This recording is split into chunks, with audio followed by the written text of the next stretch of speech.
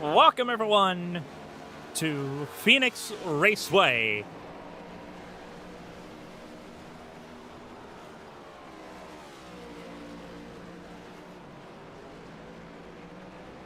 Four races down, many races to go here in the HTL Cup Series campaign. 20 to go, if you're being exact. And the margins haven't given us a clear-cut favorite yet. We might have that answer here tonight.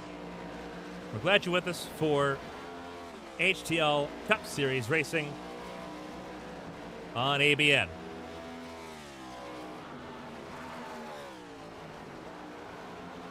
Phoenix Raceway, a challenging 1 mile oval that'll test just about everybody in some way, shape, or form tonight. 2 pit stop race expected. Will we see those pit stops under green, or will we see cautions peppered throughout the night?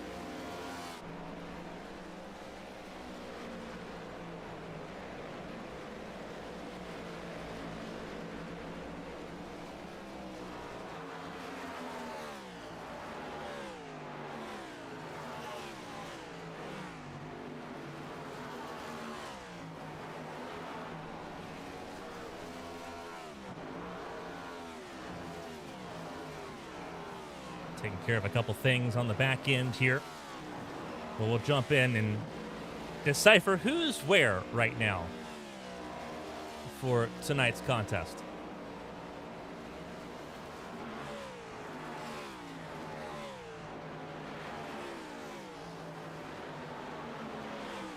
You see practice ongoing. We're live, top of the hour, 8 p.m. to get things underway in a pretty significant way.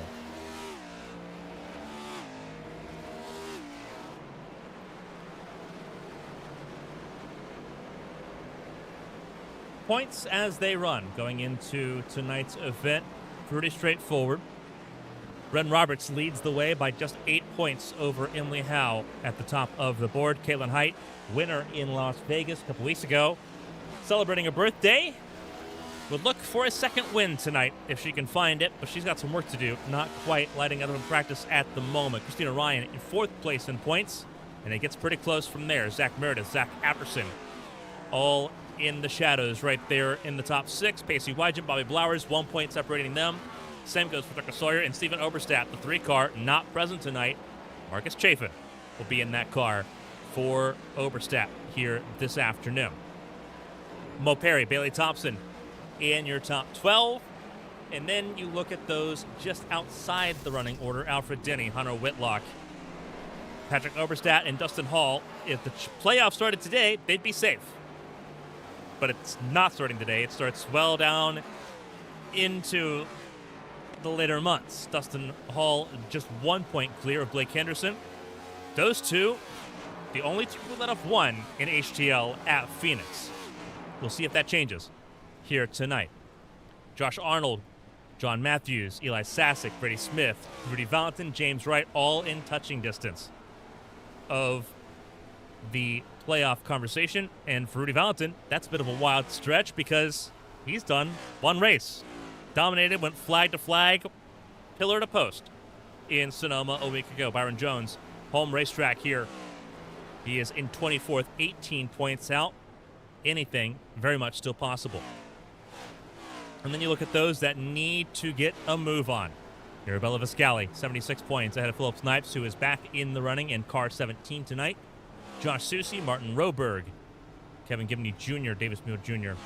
in your top 30. Susie, Gibney, and Smeal. The big news coming out of Sonoma is that Gibney Racing Division would no longer be racing in the Cup Series. We'll still see them on Tuesday nights. We'll see them tomorrow night in Kansas, but they will no longer be in the Cup Series, beginning effectively with Sonoma last week. They were not there last week either in California.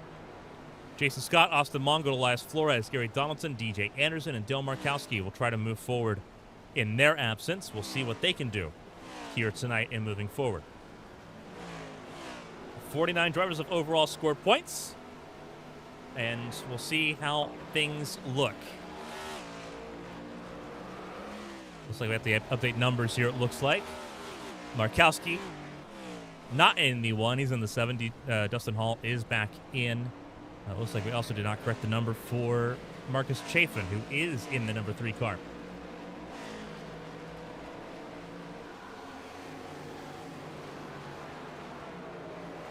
So we'll have a couple to fix. We did see a couple on the racetrack here as Pacey Wygant comes out and does an installation lap. One of the newer drivers now racing all the way through, just now in pit lane. That's the 31 of DJ Trout on the racetrack here. The Lincoln, Nebraska native, giving it a go. Goodyear Racing Division sold its 3 charters. Arrowhead Racing picked up one for the 16 car, being driven by Derek Miller. Dale Markowski in that 7. He's now secure. And DJ Trout got the 3rd one. And now is in car 31. After racing in Sonoma a week ago, he is now back in the running. Not as a part-time driver, but looking at full-time right now. But he's also the only number we have correct as far as the new drivers. Markowski back in the 7. And Marcus Chafin in the 3. In place of Steven Oberstadt, who was going to be a dark horse favorite for this race tonight.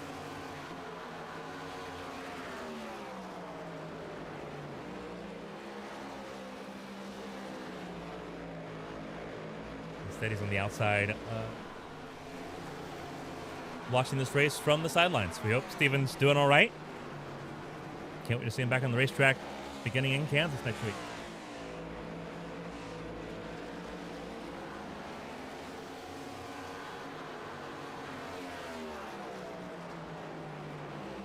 So as we fix things on our end, because all we have to do is change a couple of numbers.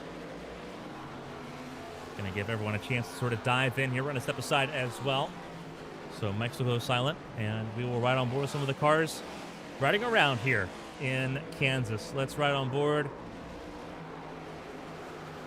Let's ride on board with the driver making her 100th start tonight as she resets the pit lane. Bailey Thompson. If she returns to the racetrack, yes, she does.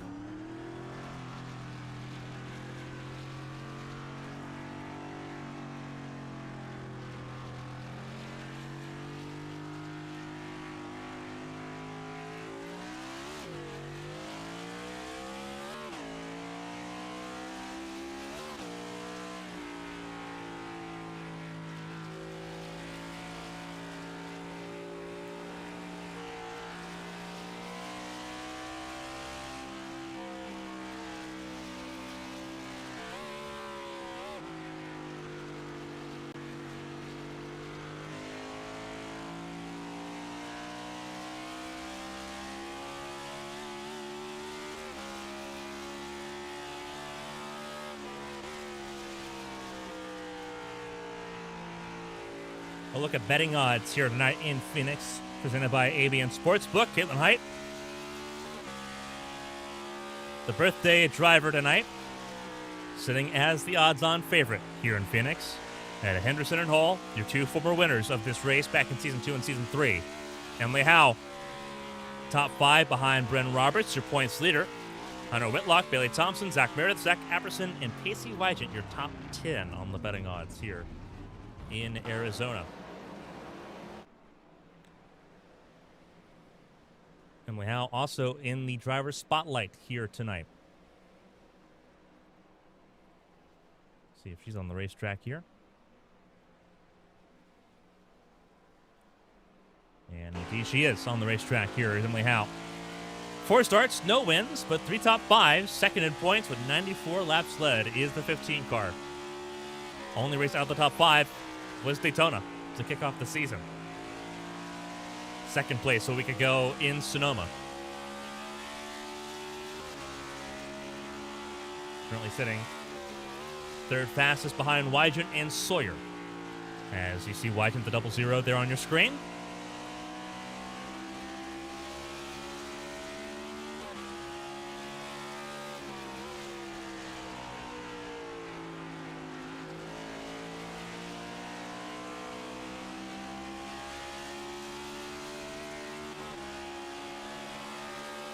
Almost got the overlay ready to go just in time for qualifying here, and it looks like about 5 minutes.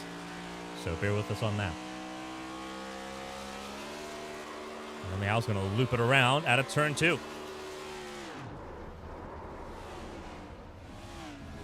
Everyone's struggling here. 65 laps is the estimated length of fuel.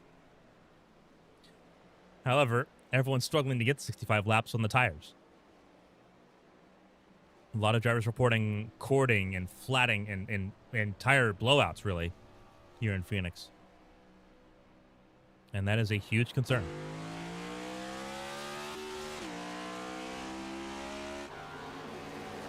Somehow comes back onto the racetrack here. Her 5th start. There's James Wright, her teammate, rolling around right now.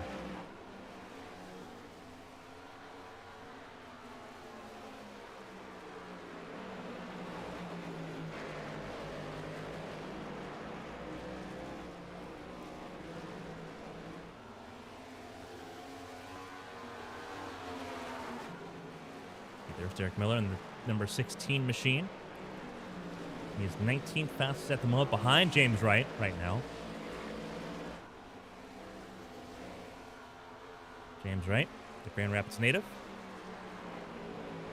sitting 8 points out of the playoff cut line after 4 races. Not a bad place to be.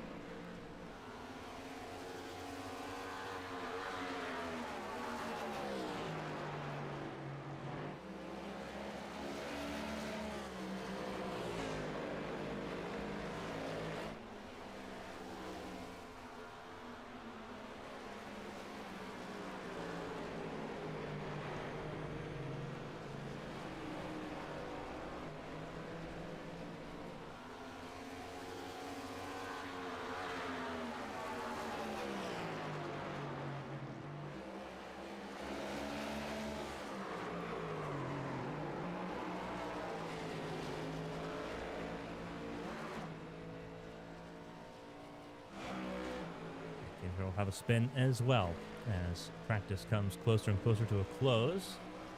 Casey Wygant is your fastest man on the racetrack. Not the first time we've seen that, though. We'll see if it holds up as this race progresses.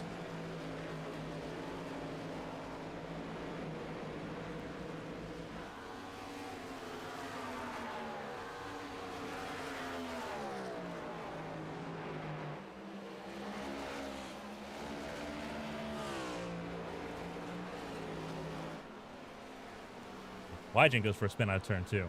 So everyone's struggling. Thompson, 100th start tonight. 1 win. Looking for a little bit more tonight. Right now, sitting 5th fastest. Has a chance to do so.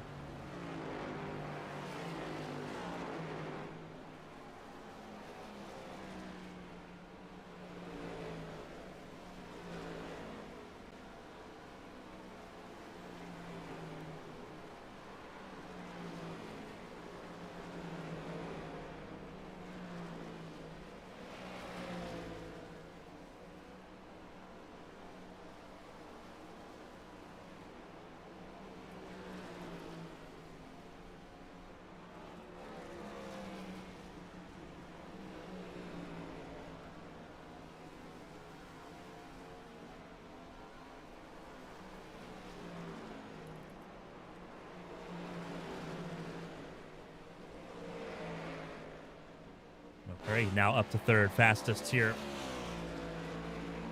25.8 his last lap. Not a bad job for him.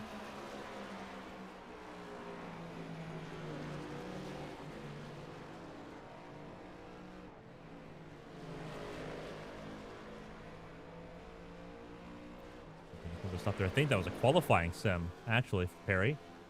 So showing his hand for Ascent Racing. That's 2 cars in the top 3 now. 3 cars in the top 3 of Sawyer with Joshua Racing. Are they in the conversation? Pressey goes for a ride. 7th fastest.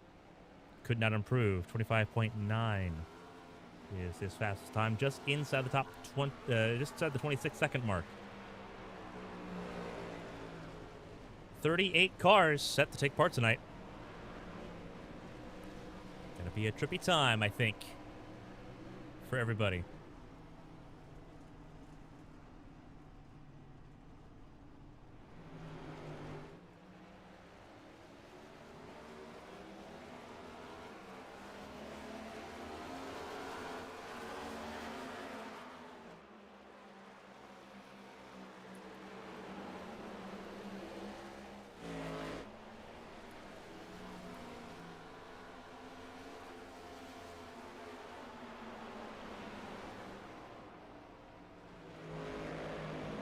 Practice almost over here.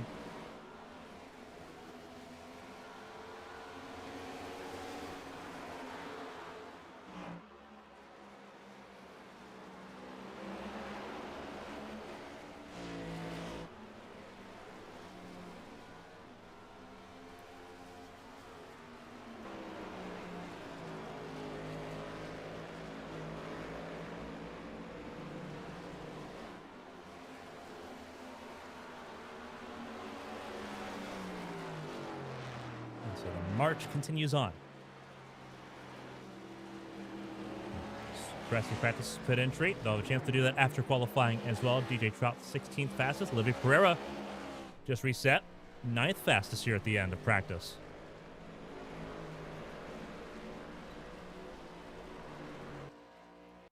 And that'll end practice there.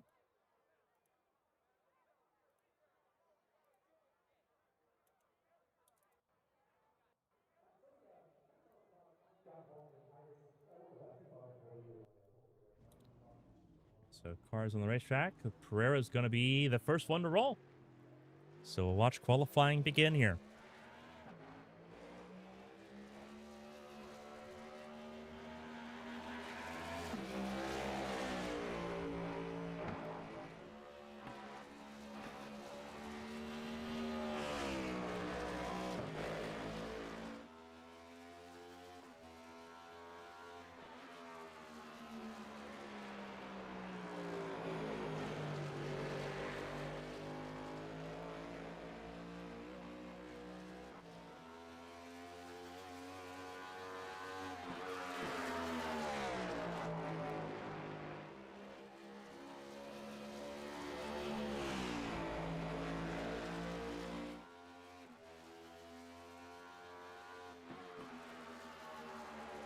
Pereira coming around to complete a lap here.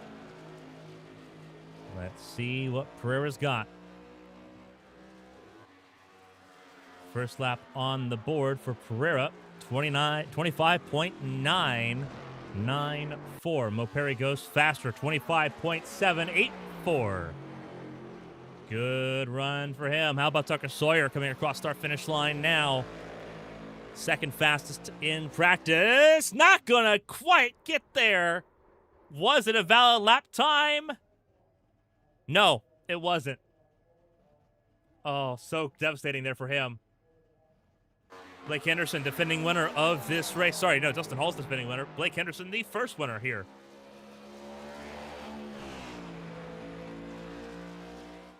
In Phoenix. Back in Season 2, his second career race win in HTL Cup Series competition. He'd won Indianapolis the week before. Henderson, the first winner here in Phoenix. Where does he go? Not feeling confident. 25.8's not bad. That's third fastest. Emily Howe goes provisional pole. 25.74. Trout on a lap time right now in the 31. I don't think this is going to count for much, if anything, across the line.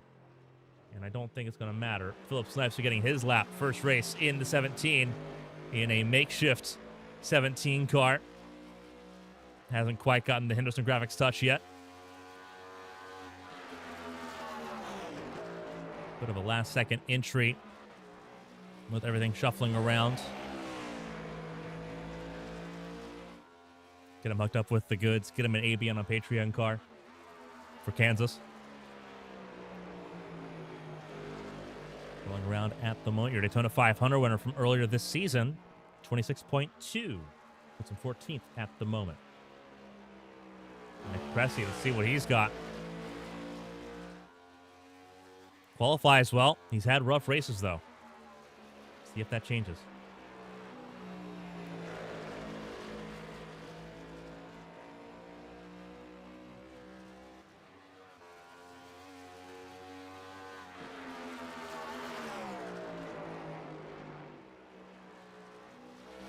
Pressy rolling around. Let's see what he's got in that number 20 machine. Casey Wygent also now on the racetrack. And Pressy, 26.081. With the tag of the wall, we'll make it to where that does not matter. Casey Wygent, fastest in practice. Can he bump off the 15 from the front of the field? Wide exit out of 4 to begin this qualifying lap. Yet to see Dustin Hall on the racetrack. DJ Trout's had an incident in qualifying. Pressy's had an incident. Sawyer's had an incident. We saw those. Meredith's also had an incident. He'll start at the back of the field. Wygent across our finish line. 25.6, not in doubt. Wygent, front of the field, pole position for Wygent. By half a tenth of a second. That is, for a mile-long racetrack, that is enormous. Kaylin Height, 19th career wins, the birthday girl.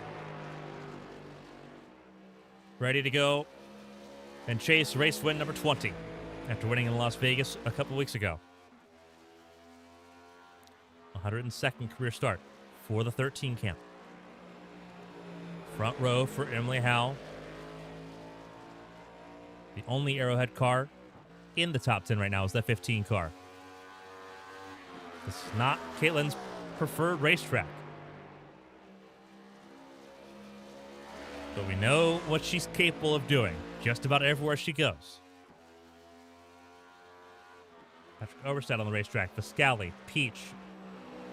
Blowers directing qualifying. He will start at the back of the field. Flirts with the wall. 25.83, and that's top 4. Henderson down to 5th. Patrick Overstack goes 4th fastest. Viscali across the line as Hunter Peach runs his qualifying lap. Viscali, where does she go? 17th. Hunter Peach, the defending champion of the series. Back in the running for car number 50. Hunter Peach across our finish line. 26.3, not a quick lap time. 23rd fastest. He's behind Philip Snipes. James Wright.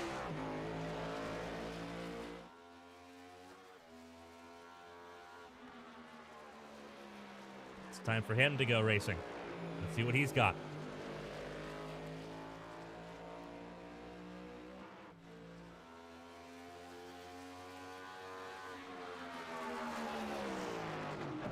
Right now, he's the only car on the racetrack at the moment. Casey Ellis, Bren Roberts,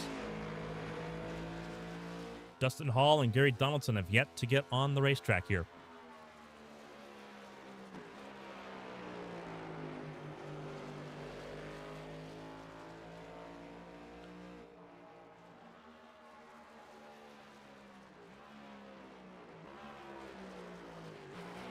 And James Wright goes 22nd fastest. Here comes Dustin Hall.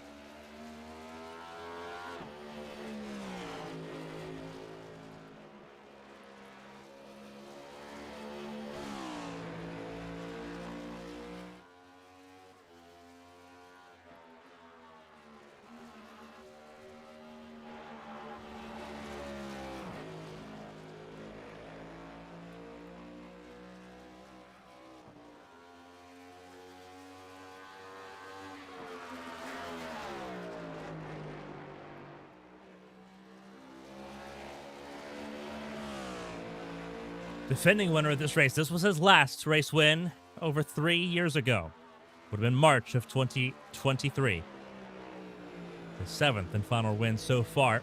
He's looking to break a winless streak.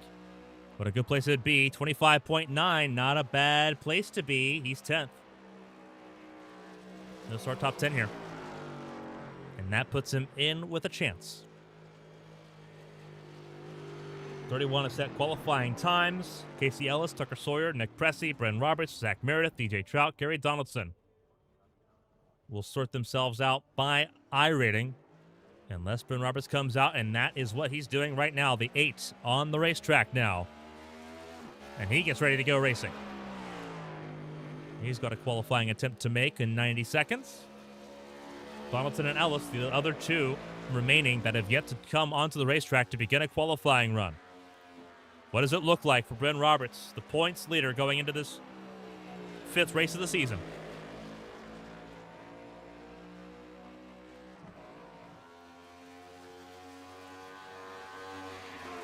You know how strong he can be.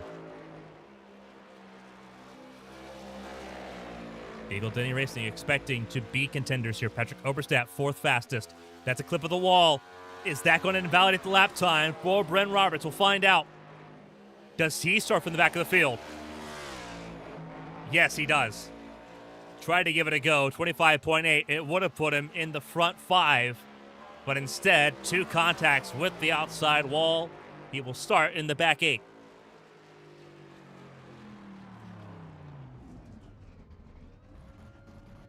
And with less than 30 seconds left, that'll be it.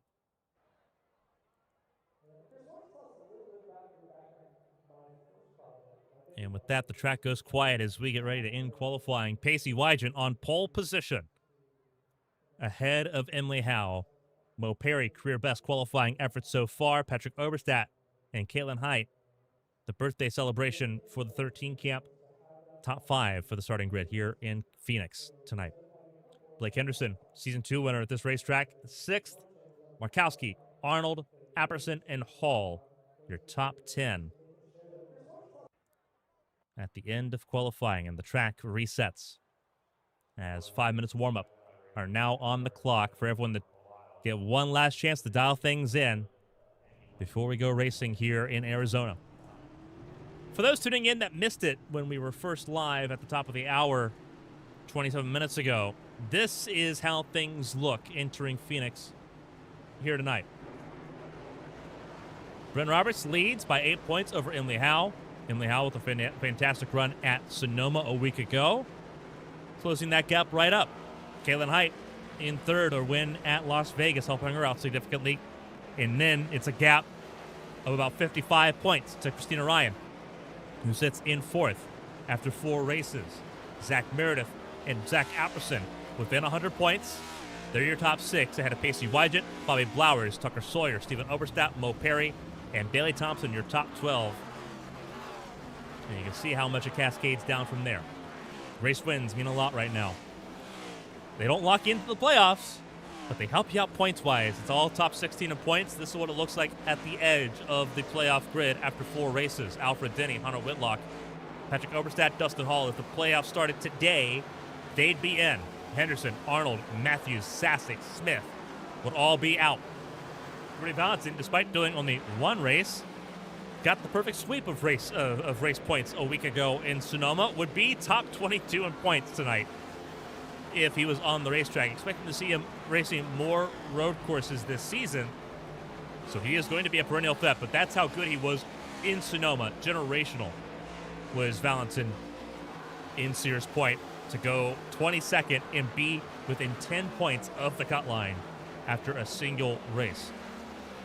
And James Wright also in the conversation, 23rd, losing the tiebreaker. Race wins with Valentin having that race win in Sonoma. James Wright, though, 8 points out. He said it himself. Pretty good starting point to be this point in the season. 8 points away, ahead of some drivers. Byron Jones, home racetrack tonight for the number 24 machine. See what he can do here tonight. A little bit extra motivation for him. Mirabella Viscali, Philip Snipes on the outside looking in. Philip Snipes, not championship hunting, but he is back in the race car in the 17 for Arrowhead Racing tonight. And as we mentioned, Gibney Racing Division not in the Cup Series any longer, beginning technically last week in Sonoma. Josh Susie, the 2-time champion. Kevin Gibney Jr., Davis Mill Jr. out of the running of the Cup Series. We'll see them tomorrow night in the Challenger Series, along with Josh Gaiman, that 4-car fleet, continuing on Tuesday nights. Jason Scott, Austin Mongold part-time. Jason Scott still figuring things out. Elias Flores, Gary Donaldson, DJ Anderson, Dale Markowski. Your top 36 after tonight, or entering tonight's event. Those on the outside looking in, Marcus Chafin, typically in the 28 for Unforgiven Motorsports. A little bit of a loan deal. He's in the 3 tonight for Stephen Oberstadt. DJ Trout was in the 5 prior to tonight. He'll be in the 31 tonight going forward. Casey Ellis, Nick Cressy, rough starts to the season. We're looking for a little bit more. Same with Derek Miller, crashing from a top 5 position a week ago in Sonoma, kicking himself for that one. It's going to be harder tonight here in Phoenix. Richard Odie, Hunter Peach, Blue Jade, drivers that need to get a move on and do so quickly before they are left behind here in the chase to make the playoffs in the HTL Cup Series.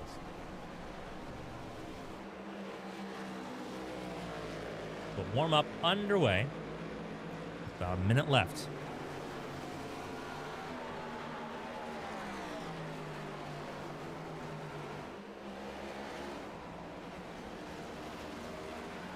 And with that, we would be remiss not to shout out some of our premier tier subs on Patreon. Straight Up Slogan, Dogman2935, Eli Sassick, Jason Scott, Alfred Denny, Weekend Hobby 22, Tyler Head, B-Dogs, Colin McDonough, Blue, KJ Gibney, J-Paw, and Jake Potak. Thank you all for supporting us by subscribing to ABN Premier on Patreon. For those subscribed via Patreon via ABN Plus, your name's at the bottom of the screen as well. Keep that updated every week with all of our new subs on both the Premier and the Plus side, as well as some news around the ABN sphere. All at the bottom of your screen. If you want your name shouted out live on air for every broadcast throughout the week, whether it's Cup Series, Challenger Series in HTL, whether it's the IndyCar Series on Thursdays, or the Winstall Cup Series, as they head into the chase for the Winstall Cup, QR code can help you get started.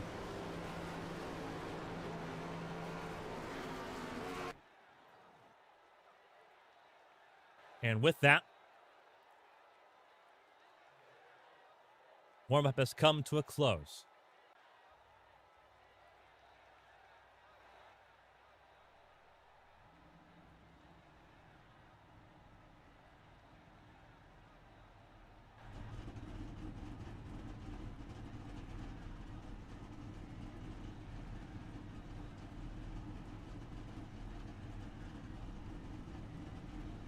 So let's get into the starting grid here in Phoenix.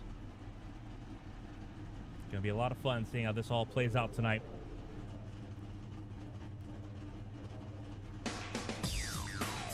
"38 cars ready to go racing here tonight. Almost a full field. Pacey Wygent, front row, pole position alongside Emily Howe in that number 15 car for Arrowhead Racing. Toyota front row lockout once again here in HTL. Almost the same thing in row 2. Patrick Oberstadt, the saving grace. Best qualified Chevrolet in 4th alongside the rookie Mo Perry. Caitlin Height, the birthday driver, alongside the season 2 winner here in Phoenix, Blake Henderson, making up row number 3.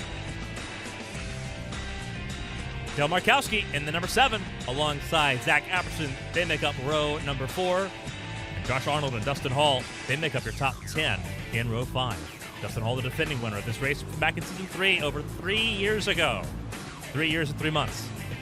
Almost the nose. March 23rd, 2003. Last time we raced here in Phoenix. Byron Jones, Eli Sassick in row 6, just outside the top 10. Olivia Pereira and Bailey Thompson will make up row 7 for the starting grid here tonight. John Matthews, Derek Miller in row 8. Row 9, Bobby Blowers and Mirabella Viscali make up the top 18. Your top 20 is rounded out by Brady Smith and Martin Roberg. Second half of the field begins with Elias Flores and Richard Odie in row 11. Row 12, James Wright and Philip Snipes in that row. Teammates for Arrowhead Racing, 23rd and 24th on the grid tonight. Your defending champion, Hunter Peach, alongside 6-time ABN Most Popular Driver, Christina Ryan, in row 13 tonight. Row 14, Marcus Chafin in that number 3 for Stephen Oberstadt, Blue Jade, in a car that was meant for Las Vegas a couple weeks ago. It's making its appearance tonight as she fills in the number 5 car for Orlando Outlaws. Jason Scott and Hunter Whitlock in row 15. Row 16, Alfred Denny and Zach Meredith, drivers that crashed in qualifying. From this point forward, Nick Cressy and Tucker Sawyer, 2 of those drivers contending for the championship in ABN Champ Car action. Bren Roberts and DJ Trout in row 18. In your final row, row 19, Gary Donaldson and Casey Ellis round out this field of 38. here for the Phoenix 250. 156 laps, 250 kilometers. A difficult racetrack coming up for everybody. But it's time to get down to business. Through turns 3 and 4 in that restart zone. The green flag flies, and away we go. We're racing in Arizona.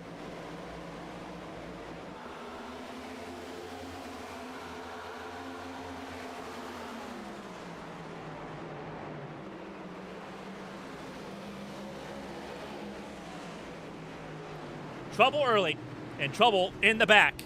Donaldson in trouble. Several cars turned around. Trout involved. It looks like Jason Scott completely backwards and completely torn up.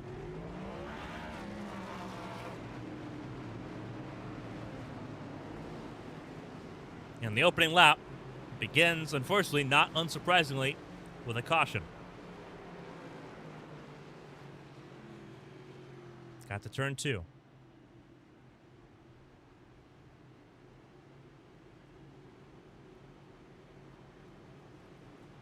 So let's take a look as to why. Probably be easier to look from high above. Does it start here with the 91, or does it start further ahead?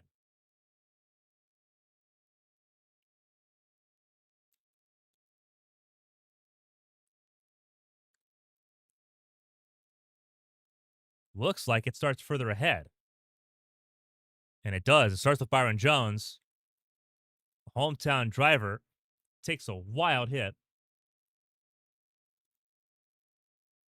So it starts with him. And more drivers involved. That's Christina Ryan getting a piece of it. Blowers going to the inside of Philip Snipes, who tried to avoid most of the melee. So several takers down pit lane early. And this is Byron Jones. Was he checking up? It looks like he was checking up for Josh Arnold. And the back of the car just kicks out from behind him. That Ulti Energy number 24 goes for a bit of a wild spin.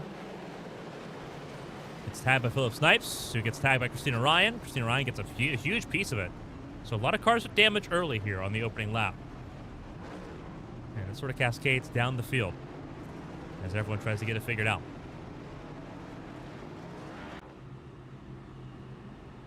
So a few cars down pit lane. Christina Ryan calling it quits early after just 2 laps. Jason Scott also out. So 2 cars out immediately on the opening laps here in Phoenix. Philip Snipes still rolling around the racetrack, as is Hunter Whitlock, leaving pit lane right now in the 67. And Byron Jones going to try to keep that car rolling at his home racetrack, but he is going to go laps down here. Meanwhile, at the front of the field, it is now Pacey Wygent and Mo Perry at the front. Perry leapfrogging Emily Howe at the initial start. Henderson up to 4th as well.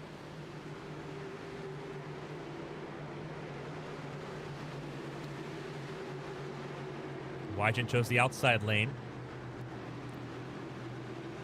And this is going to be interesting to see how this restart plays out. First restart of the night, and away we go.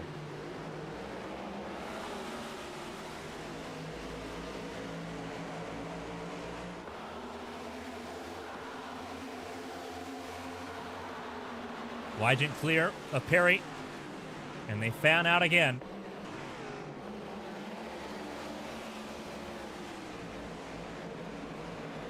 And this time they get through turn 2 cleanly. Through 3 and 4 now for the first time at speed. Sasek trying to make some moves happen, trying to pass both Thompson and Dale Markowski. Thompson in her 100th race. Side by side, a little bit of contact, and a huge save for Apperson.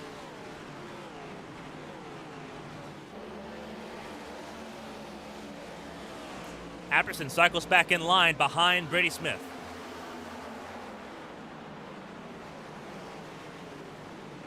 And we complete a lap under green flag conditions for the first time tonight. Emily Howe back up to second around Mo Perry. Wasting little time chasing after Pacey Wygent. Applying pressure. A 2-stop race if this race goes green for a substantial amount. Fuel window, 65 laps. Realistically, drivers looking at pitting on lap 50 to 55. That's why most of the field stayed out. They're looking at a two-stop strategy, and track position is important here. And Lee Howe using the dog leg. Pacey Wygant did not. Mo Perry did not. Henderson used the dog leg, trying to get around Patrick Oberstadt to no avail. Kalen Height in 6th. Lost a spot on the initial start. Back to 6th. Ahead of Dustin Hall, who's gained 3 spots already in this race.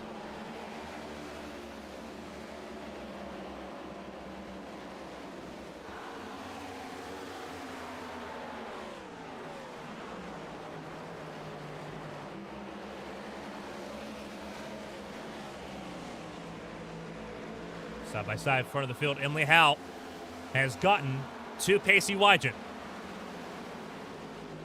And side by side they go out of turn 4 to start finish line. Wygant led that lap, but Howe's got the pace advantage at the moment. Uses the dog leg, gets clear of the double zero into turn 1. Aggressive and punctual is the 15 right now. Looked for a race win, couldn't find it, was nowhere close in Sonoma a week ago. Likewise, close but not close enough in Las Vegas. Kalen Height, her teammate, took the win there. The entire team missed up pit stops in Daytona, threw them all out of the equation to open up the season.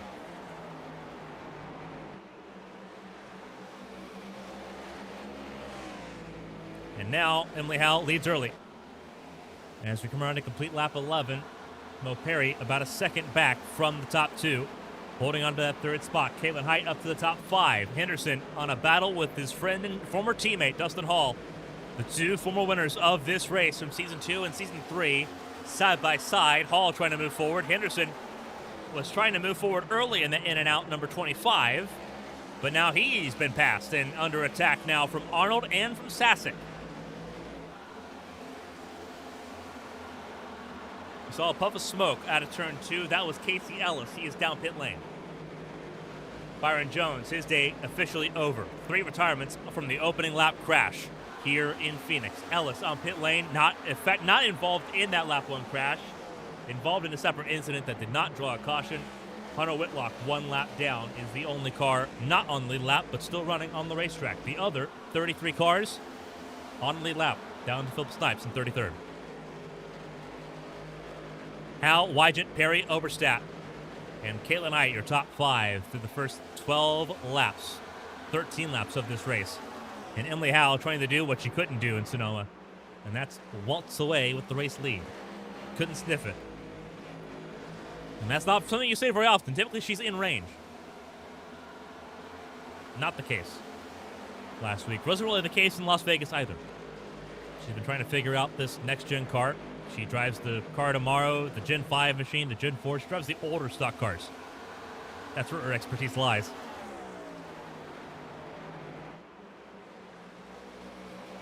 Spoke with her over the last month. Been difficult trying to maximize where this car is good and where this car and minimize where the car is not good.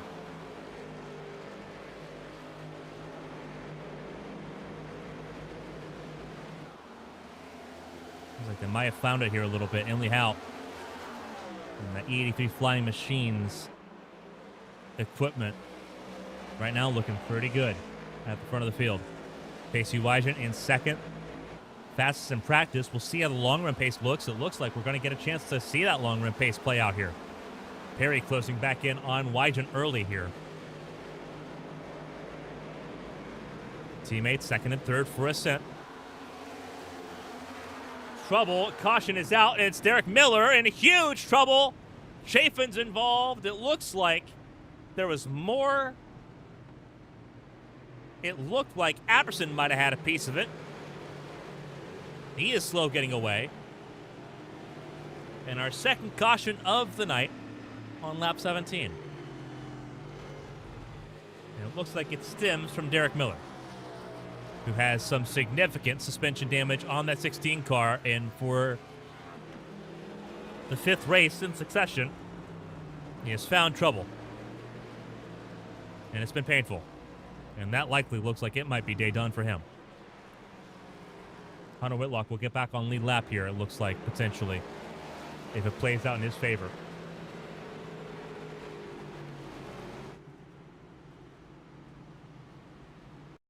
So let's take a look at what happened to Miller, side by side with Markowski entering turns 3 and 4. Does he get help? 100% he does. Markowski wobbles entering turn 3. Miller tries saving it, but no avail. Apperson got turned by Josh Arnold there, but no contact. Nothing significant there. Nick Pressey also spun trying to avoid. The only major contact was between Marcus Chafin in number 3 Chevrolet and Derek Miller in that 16. And Miller, I think, wore the worst of that with the broken suspension on the right rear. And as we mentioned, the bad luck continues for the 16. Qualified for the Daytona 500, but then has been involved in accidents all 5 races so far to start off the season. And so pit stops, half the field comes down pit lane for tires. The other half stay out.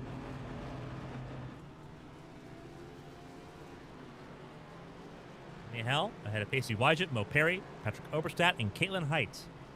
Your top 5 here in Phoenix after our second caution of the race. A spin from Derek Miller, draws contact for Zach Apperson and Josh Arnold, and collects Marcus Chafin in the process.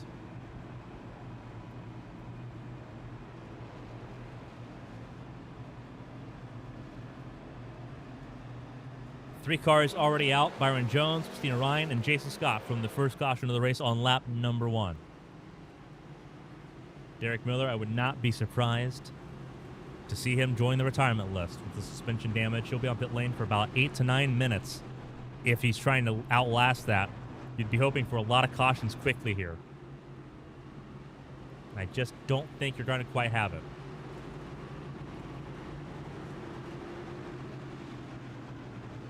Stages, lap 35 and lap 75. If the caution comes out within 5 laps of the end of stage, that'll call the stage early. There are no planned stage breaks, as we talk about. We beat the dead horse every week. But that's what everyone's dealing with right now. Emily Howe, Pacey Wygent, front of the field for this restart, the second of the night. Green flag flies. Emily Howe gets a good launch, gets clear of Wygent, chose the bottom. Wygent chose the top last restart. I don't think it really matters. Leaders got pretty much a pretty good advantage on when to go racing. Now, Emily Howe, the issue is that she didn't fire up really fast on the restart. It took a few laps to get that 15 car going. Once it did get going, couldn't stop it. But it's about getting that 15 car rolling with that clean air. Maybe that's effective. Patrick Oberstadt around Mo Perry for the 3rd position.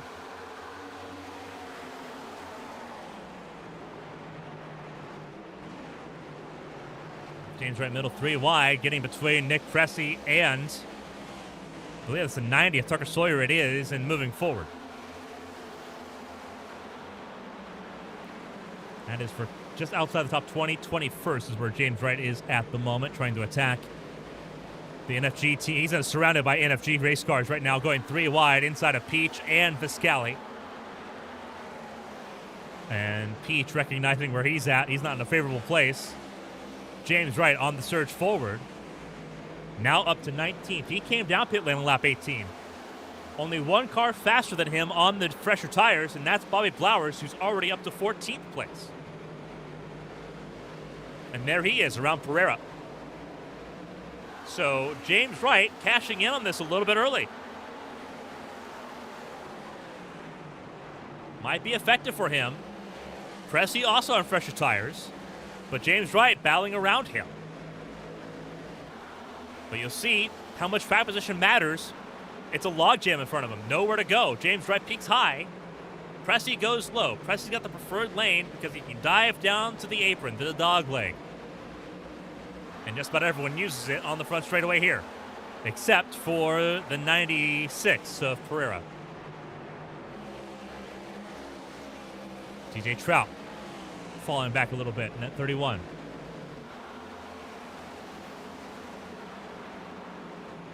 Mo Perry under attack from Josh Arnold and Dustin Hall. Not far away, getting around Caitlin Height for that 5th spot. Height now in 6th. Hall in 6th. Height in 7th. Henderson 8th. Blowers on those fresh tires now in the top 10. Make that P8, battling for that position around Henderson. A little bit of contact between the 25 and the 34. In the turns 3 and 4, a little bit more contact, and I think that was a little bit of retribution for the contact out of 2. But Henderson in 9th, ahead of Thompson. Thompson and her 100 start up into the top 10. Eli Sasek in 11th.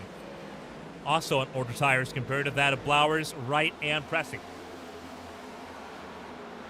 DJ Trout also on fresher tires here. But Pressey on the charge now in that number 20 car.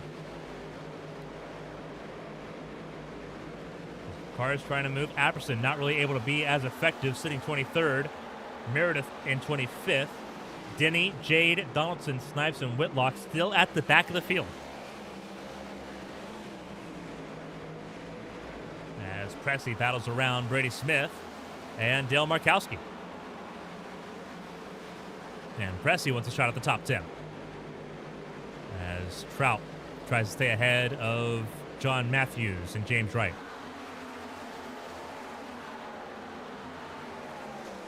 Billy Thompson under attack from Eli Sasek for 10th. Pressey goes well to the outside. And car 20 calling his shot. And gets around both. That was a gutsy call for the 20, and it paid off. Pressey to 10th place in a 2-for-1 pass to turns 1 and 2. That was cool.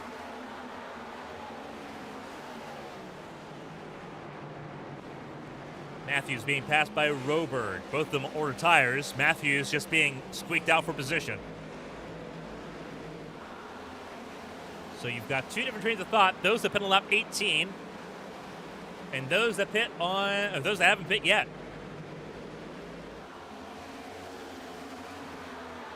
Flowers now up to 3rd, closing in on Pacey Wygant.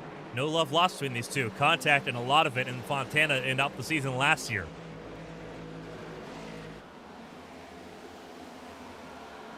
Wygant will not make it easy for the 34. They were both separated by a point entering tonight's event. 4 to go in stage 1.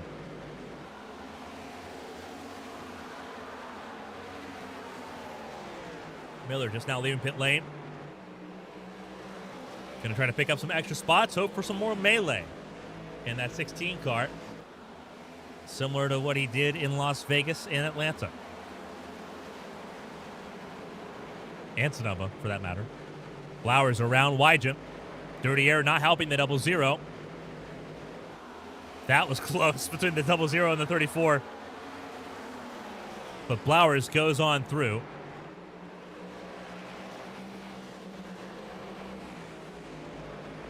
Wygant to 3rd. Oberstadt 4th, Perry top 5. Pressey up to 8th, around Caitlin Height and Blake Henderson. He is surging forward here, and he needs every point he can get right now. He's had a rough start of the season. 2 to go in stage 2, or stage 1. We're not quite at stage 2. Stage 2 until 75.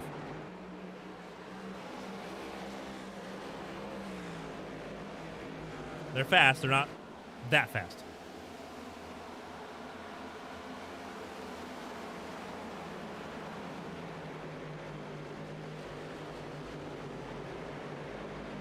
Final lap of stage number 1. Emily Howell closed up less than a second away from Blowers. Blowers will not win the stage, though, unless Emily Howell really gives up the ghost in this last couple corners to end out the lap.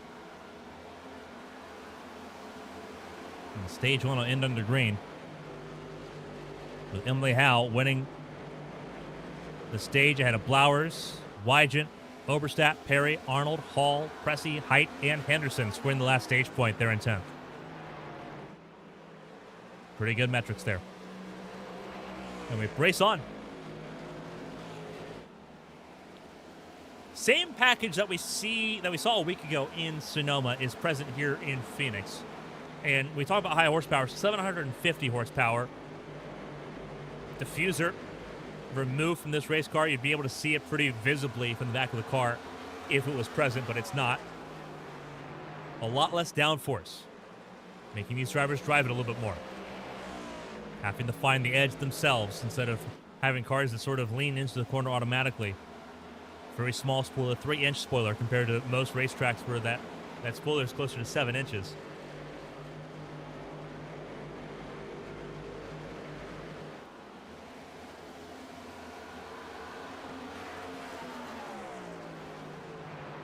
There's a size joke there somewhere.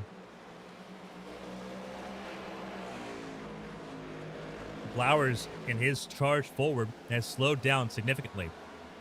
He was chewing in 3/10, 4/10 a lap. Now he seems to be at a bit of an arm's distance. 6/10, half a second. He's not been able to get much closer. That's how much tire wear matters here. The opening stretch of those tires means so much, and it falls away so quickly. He does have an 18-lap advantage on tires. Like, that's a non-negotiable advantage. But now he's got to manage it because now it's more marginal at the front of the field. They've both walked away by 2 seconds from Wygent and the rest of the field.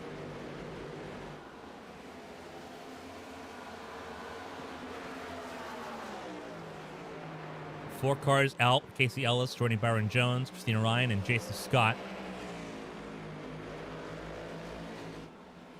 Everyone else still rolling at the moment. Down to Derek Miller in 34th. As we complete lap 40. Blowers now closing in again, 3/10. And as we mentioned, the window to come down pit lane for tires was not going to be the same window for fuel. 65 laps is the fuel window. 50 to 55 is the margin for tires at the moment. You typically want to go to about lap 55 because it is 156 laps. It's not an even 150. So Emily Howe still holding her own, still looking like the best of the bunch that has not yet come down pit lane. And the unfortunate part is that Blowers still also needs to make a pit stop as well.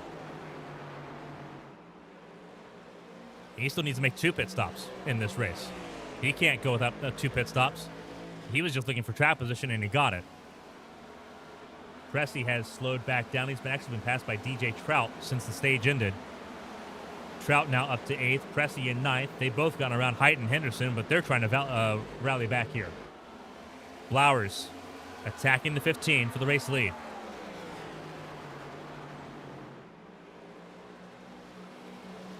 Trying to drive around the outside of the 15. Has the extra grip to do so. A little wobbly, but still has the ability to put the throttle down. Into turn 3 they go. And Blowers will wrap around the outside and take the lead.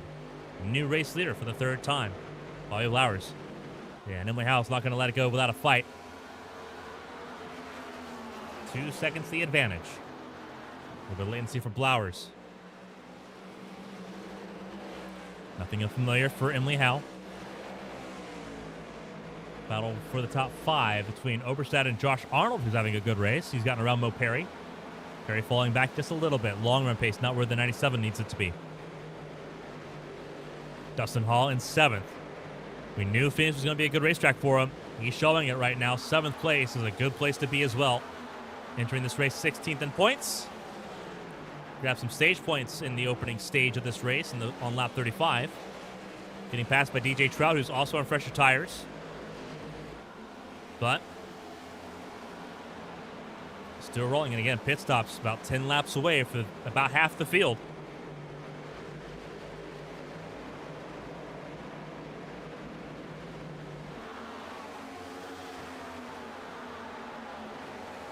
Two cautions on lap 1 and on lap 17, and it's been green flag since here on lap 46 as we come around to complete the lap.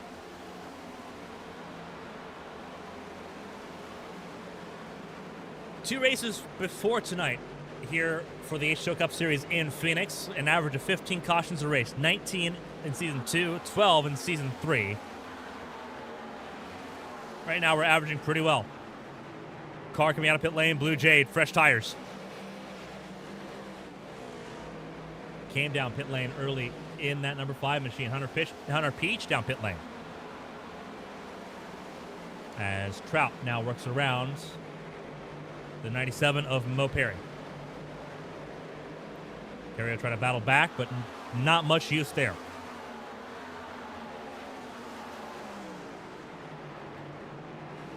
Flowers cleared by about half a second now on Emily Howe. Howe still cleared by about a second from Pacey Wygent. As pit stops for the leading group, for the most part, loom in the distance. Howe, Wygent, Oberstadt, Arnold, Perry, Hall, Height, Henderson, all to come down pit lane in the next 7 laps.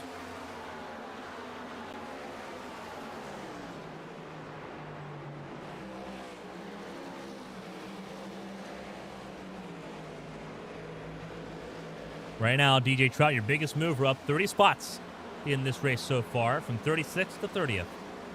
For car 31, who did not get that qualifying lap, crashed in qualifying. He is up to 6th.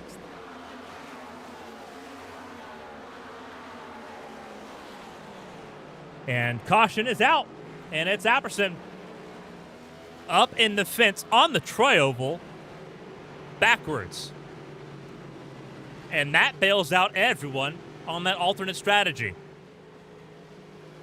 Everyone gets to reset and pit at the same time. What happened to Zach Apperson? Our third caution tonight resets the field. And this is what happened. Apperson side by side with James Wright, who initiates contact here. It's going to be on Apperson, the number 4. Not a whole lot James Wright can do. He's on the outside. Was on the outside through the corner. And James Wright, thankfully, was able to back it down to avoid making the situation worse. Apperson up near the fence, away from the line of traffic.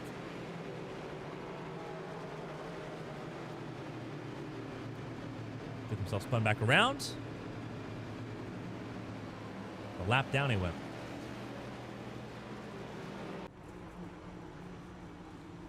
Now down pit lane, everyone is.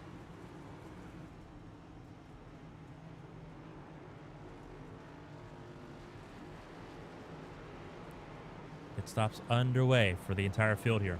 Everyone down pit lane. Blauer's first one out. Emily Howe still waiting to roll there. Very slow pit stop, losing several spots. And the reason why, I missed pit box for the 15. Most laps led for Emily Howe, 34 laps tonight, led by the 15. But she's going to have her work cut out for her to work up from 9th place on the racetrack.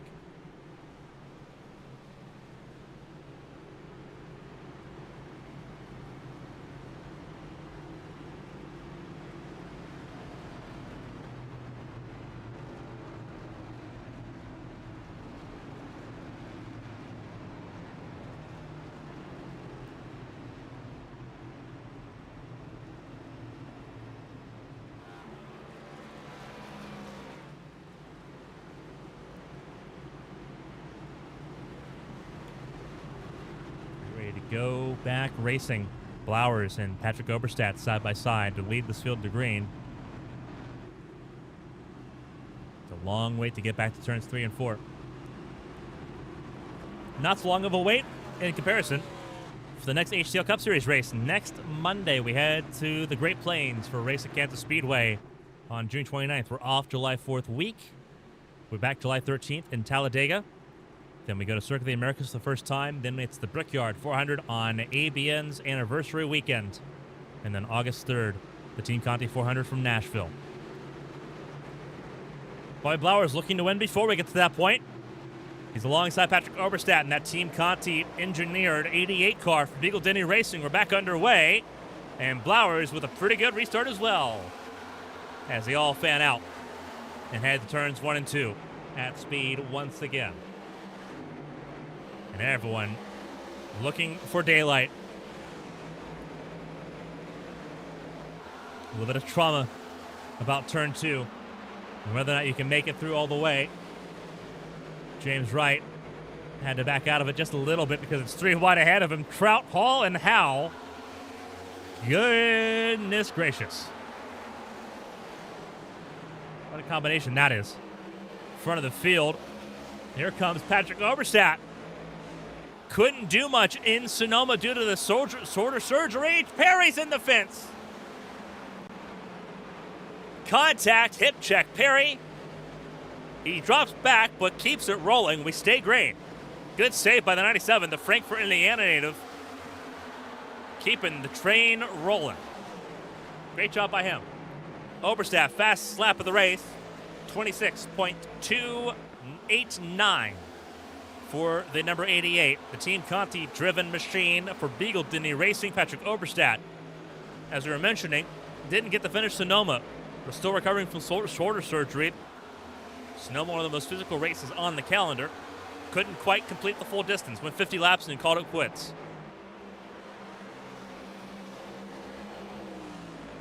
This race, a little bit more up his alley.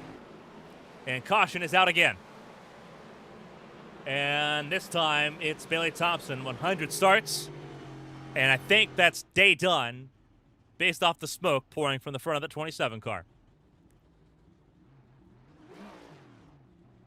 And just like Season 3, where she made her debut in HTL, it ends in sparks, flames, and disappointment in the 27 car. The more things change, the more they stay the same, unfortunately, for Bailey Thompson. Was looking for a good race for her 100th start, and will be left begging, having to go to Kansas to find a bit of luck.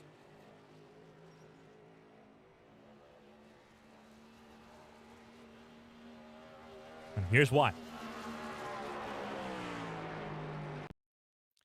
On your screen is a contact with Viscali. Or does Thompson get loose on her own? It looks like it might be contact here. Handy Andy blimp cam. Yep. And it's a hard impact. Not easy. Pressey gets away with it. Doesn't get involved. It looks like it's just Thompson up there at the fence. But we'd have to take a look here and see if we can move to that blimp cam a little bit sooner. And Thompson comes to a rest there against the safer barrier as everyone goes on through.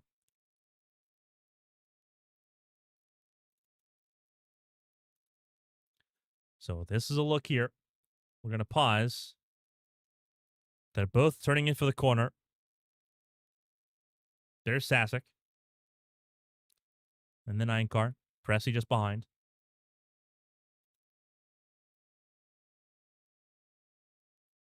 Viscali carrying a lot more entry speed into turn 3.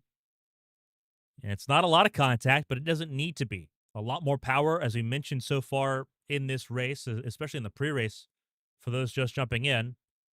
Not a lot of mechanical grip, a lot less downforce, no diffuser at the rear of the car. These tires are a lot different. They wear a lot quicker. So the grip level is low, so it doesn't take much contact for something like that to happen. That happens at Kansas, you have a chance of saving it. It happens here. This is the result. Bailey Thompson in our 100th start is effectively done and dusted and will finish no better than 30th. We'll probably fall down the order a little bit further. It will finish, if Marcus Chafin and Derek Miller continue to roll, that'll be 33rd for Bailey Thompson by the time it's all said and done.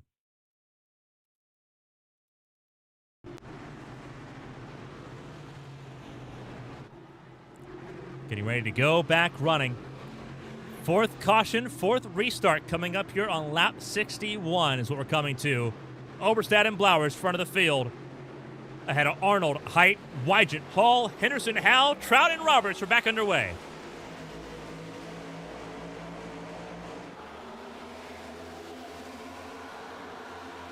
And the Beasts, trouble for the back. And it looks like that might have been, would have to take a look. Someone was sideways. I'm not sure who that was. I can't quite tell. It looks like it would have been Pereira. But it was not easy to look. There in fact is Pereira, who did go sideways. 5th caution for Pereira going sideways. on this restart likely would have been contact-oriented. We'll find out how the Akron native went around. Still recovering from an illness that left her out of the seat for 2 weeks and was under the weather still for Sonoma a week ago. And from high above, Pereira is center of your screen with Zach Apperson, it looks like. Indeed, it's the case, and Apperson just comes together with Pereira there.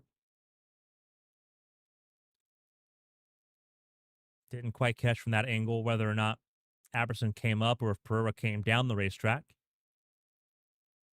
But Pereira is the one that goes sideways, doesn't hit the wall, and doesn't get hit by anybody, which that's a saving grace right there.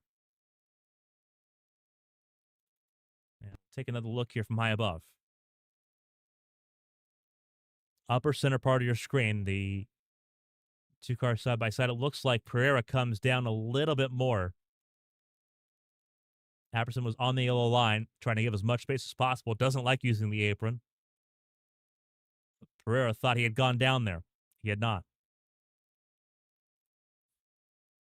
Pretty simple miscommunication on that one.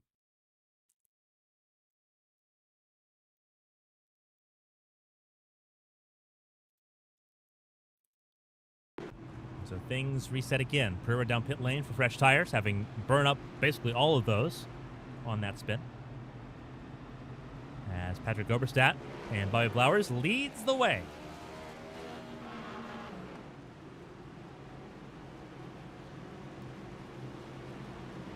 Top 5 is right here. Patrick Oberstadt, Bobby Blowers, Josh Arnold, Caitlin Height, Pacey Wygant as they sit after 63 laps of 156. Stage 2 ends on lap 75. Reminder of that. Dustin Hall, your defending winner. Olivia Pereira coming back down pit lane, it looks like.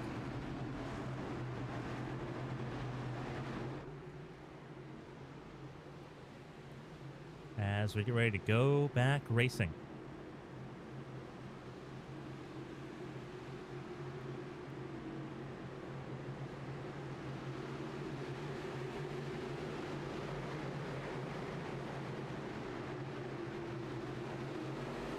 Green flag flies. Away we go. Blowers asleep for the restart.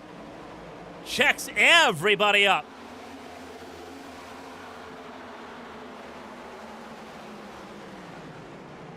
But we stay green, at least into turns 1 and 2. If you're on the outside lane, you got skunked on that restart. Blowers asleep at the wheel there. If you're Josh Arnold, you're rubbing your hands together. That's a good way to get to the podium places.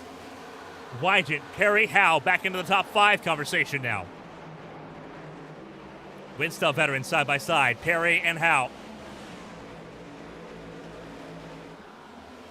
Car on the fence briefly, that was Blowers, who dropped from 2nd to 8th on that restart. Emily Howe outside lane, defending from the 60 of Martin Roberg.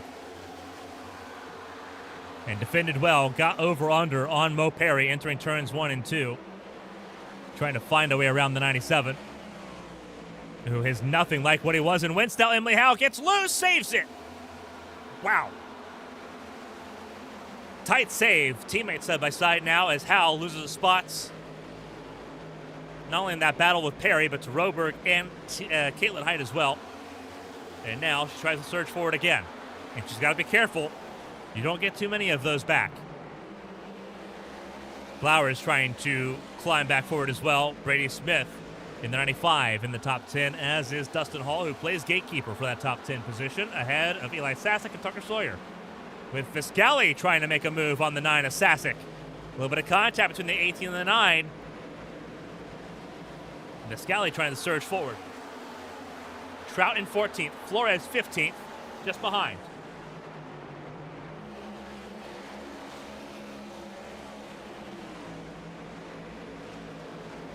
And Viscali being passed by Trout now.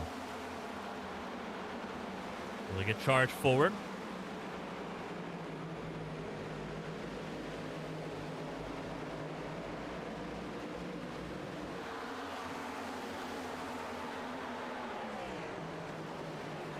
Flowers still sitting in the 8th position, not able to really make any inroads. Emily Howe back around Caitlin Height and on the bumper of Martin Rober, trying to make up for lost time after that almost spin out of turn 2 a couple laps ago.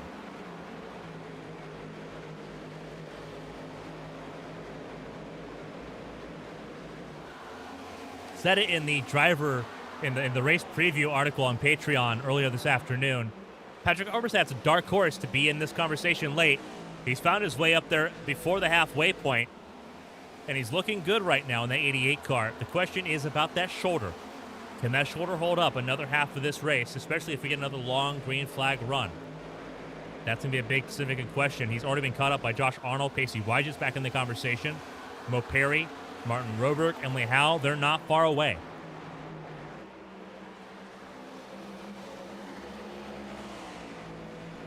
Stage 2 ends on 75, coming to 3 to go in the stage. And Josh Arnold smells a stage win. He smells 10 bonus points. And he would like to say thank you very much. He's on the outside looking into the playoffs, the top 16 in the cut line. It's all about securing yourself as soon as you can in that playoff conversation. It's all points-based. Obviously, you can't log yourself in 5 races in, but you can make your case a lot easier down the stretch.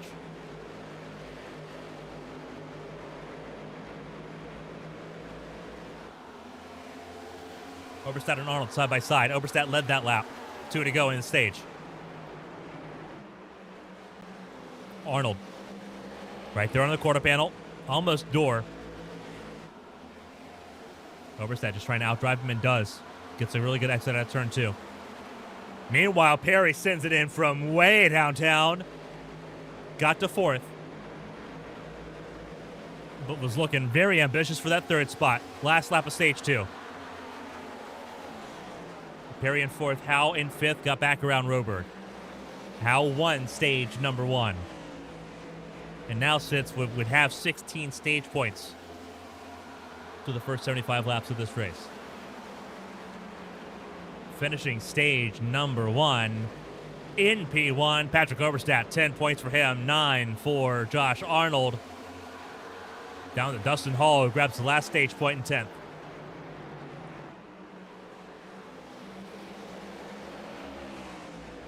And Dustin Hall, did he just go 2 for 1? Still working on it, trying to get around Blowers and Brady Smith. Couldn't get around Brady Smith. And Blowers trying to fight back.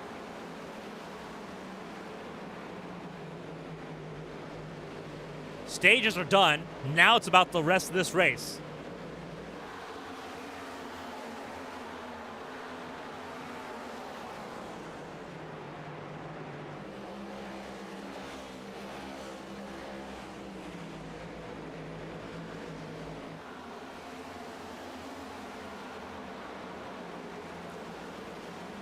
Halfway point of this race is technically coming up at the end of lap 78, if you do the math.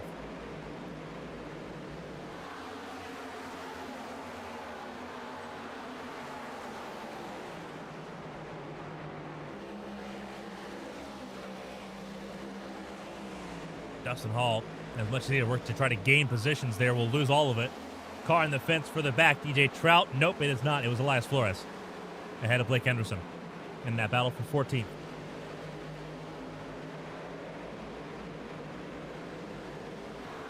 And everyone back into the conversation here. As we approach, we are now in the final half of this race. Martin Rober trying to keep touch here. A little bit of a hiccup there. That was for Brady Smith in the 95. Losing spots there, was going after Caitlin Height. Now loses out on Blowers and Hall again. Caitlin Height not feeling great right now here in Phoenix, sitting 7th.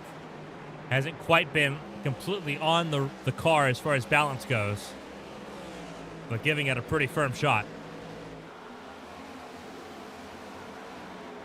Caitlin Height under a lot of pressure, and you see a little bit of damage on the 13. That would be part of the reason why that 13 car is no longer quite got the juice that it had earlier.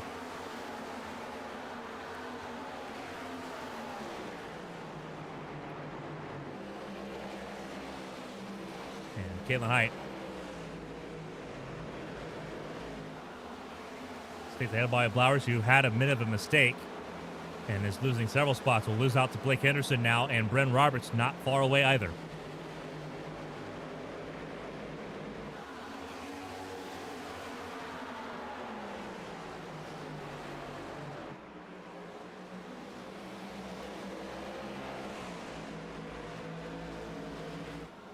A lot of cars under a blanket here. 5 cars together at the front of the field. Oberstadt, Arnold, Wygant, Perry, and Howe. In his 5-car scuffle for the front of the field. Oberstadt looks like he has not quite got the long run pace in that 88 car right now. It'll ebb and flow. They came down pit lane on lap 51 altogether. If we do the math, going to lap 51 to 55, you're looking at lap 102 to lap 107. And that will get you to the end of the race here. The closer you are to 107, the better you are. That's the rule of thumb. You want to be able to have excess fuel here. Because again, overtime restarts, they are a thing, and we could see them.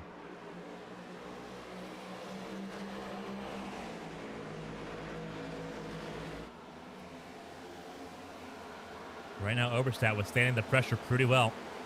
Again, the questions about his physical ability, can he hold up and withstand? He's still recovering, going through physical therapy for that shoulder after surgery that happened preseason. That is a persistent question right now that hopefully gets easier and easier to answer in a more positive way as these races go along. Sonoma was the first time we had actually seen the big question mark raised about endurance with that shoulder.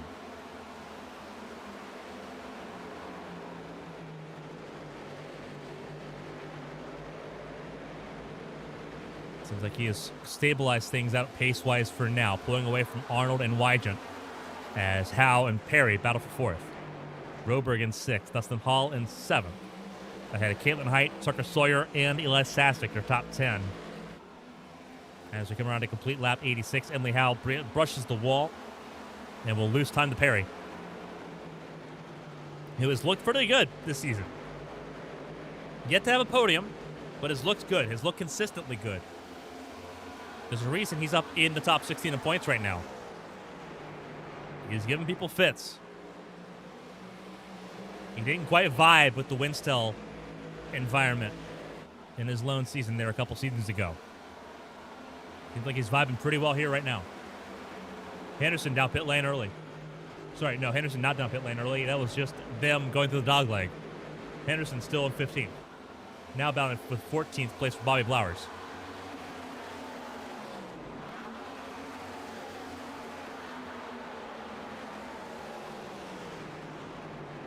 Close quarters outside the top 10 at the moment, knowing pit stops are still on the way. And there's not a lot of alternate strategies at the moment. Lap 58 for Cressy, but that was for repair. That wasn't necessarily what he wanted to do.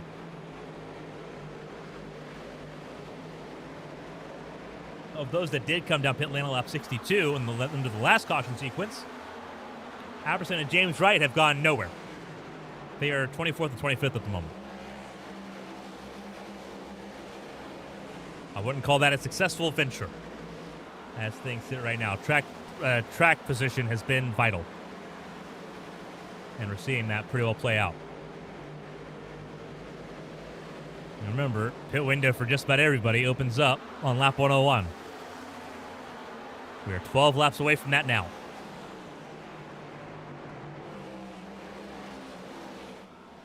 Stabilized in this top 5. That is the even gaps in the top 5. Almost all of them 0.3 apart. Josh Arnold cooled those tires down a little bit, trying to rally back. I do think you need to start thinking strategy game. You have to start thinking a little bit longer here. When do you want to make that pit stop? Do you come down early, grab those fresh tires, and try to grab the track position while everyone else comes down pit lane, or do you go long and try to have those fresher tires later in the race? Both are viable. I think both are very viable. These tires have worn so quickly here in Phoenix. It's forcing drivers to sort of stay on their feet and sort of dance around it a little bit. But everyone's got a money stop to make, and you got to be really good and really confident with how you're going to do it. Remember, Emily Howe missed her pit box under caution on that last pit stop, was in 9th on the last restart, had to go back up, and has only gotten back up to the 5th position. Has not been able to do much since. Mo Perry keeping an arm's distance from the 15 at the moment, but also being kept at distance, kept at bay from Pacey Wygent in 3rd.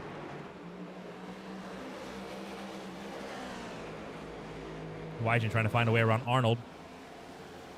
No such luck. Battle for 6th. Dustin Hall trying to find his way around Martin Roberg.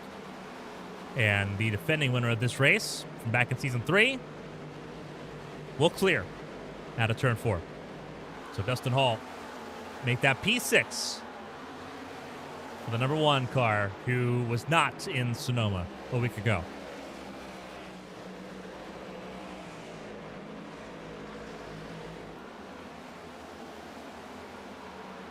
James Wright down pit lane early. Very early stop on lap 94. That's not good enough to get to the end of the race unless he is really saving. That's a bad place to be. Don't think I really like where the 14's at the moment.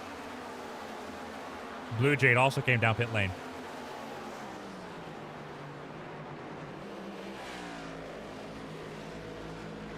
Coming around to complete lap 95. We will have 61 laps to go at the line.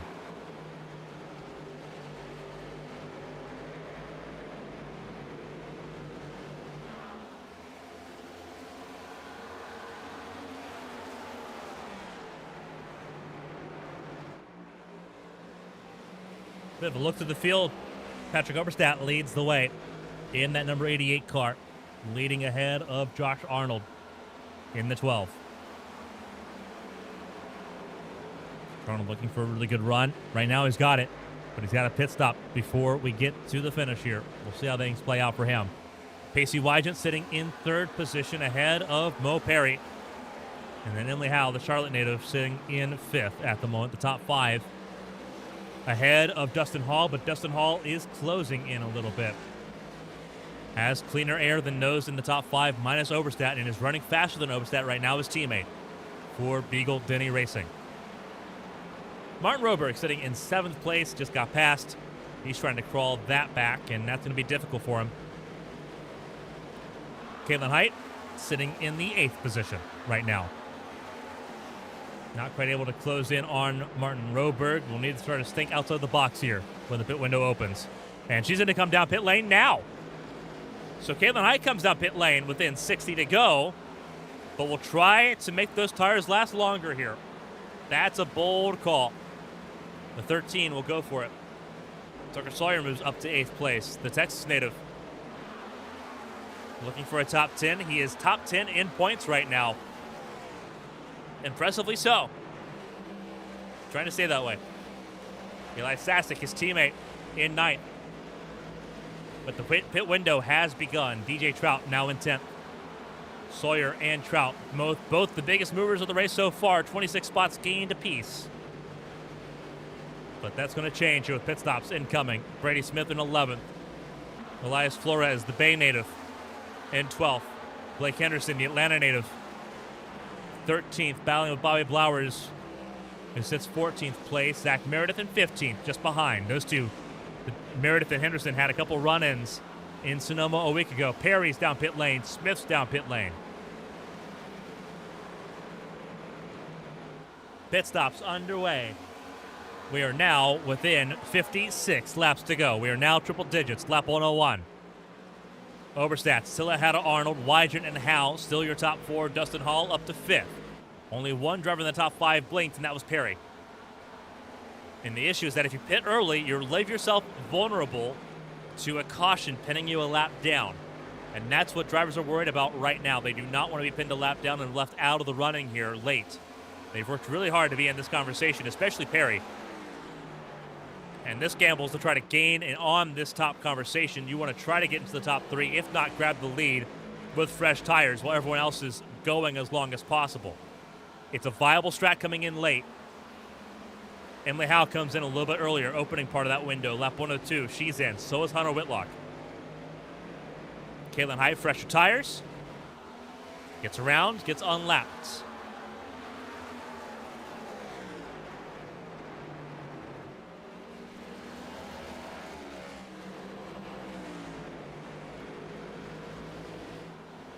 Caitlin Height now 27th.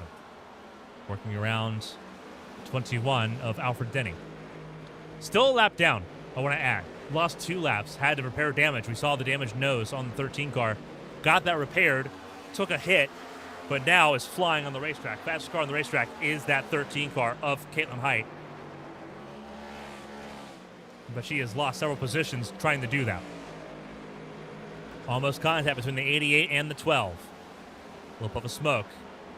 Car's trying to save it, avoiding getting slideways.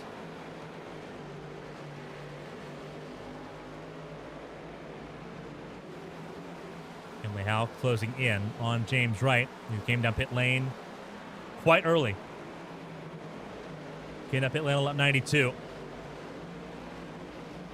Ahead of Mo Perry. Importantly, that early pit stop for Perry did not help him out. And the reason why, 3 seconds longer on pit lane for Perry, is exactly the reason why. A little bit too timid on pit lane for the 97. Sasek, Sawyer, Blowers in pit lane. There's about to be a flood of cars coming out pit lane very shortly. Arnold trying to pass on the outside lane now on Oberstadt. They continue the battle for the race lead. Wygent can't get close enough. Dustin Hall not far away. Overcut versus undercut is the conversation. Emily Howe, Mo Perry, all on the undercut strategy. James Wright massively on the undercut strategy, but is with them right now. And here they come down pit lane, lap 107. Called it. Wygent goes longer. I think he might be thinking about going as long as possible and taking 2 tires on this pit stop. It's viable. No one's done it yet. It was viable in practice, but no one's done it yet. The track has cooled down significantly. It was a way hotter racetrack. You see the cloud cover, the shading on this racetrack as you see Wygent's speed there. Struggling to stay above 100 miles an hour in the corners. Those tires are definitely deep fried at this point. The weather, though, is what we're wanting to show you there. Not a lot of wind. But you see the track temp just now below 100 degrees. The air temp 83 degrees. But the track temp finally below 100 degrees. This is going to be about as good as it's going to feel here in Phoenix. It's not going to get much better in this race. Derek Miller, fresh tires, goes around the 00, who's going super long at this point. Dustin Hall less than 2 seconds away. Your defending winner of this race from back in season 3 years and 3 months ago. Pascali, Roberg, they're down pit lane together. 9 drivers yet to come down pit lane. Wygent, Hall, Meredith, Trout, Roberts, Henderson, Matthews, Murkowski, and Apperson. Of those, only Apperson came down pit lane on lap 62, so he can go longer than anybody else by 11 laps. Henderson's in this time.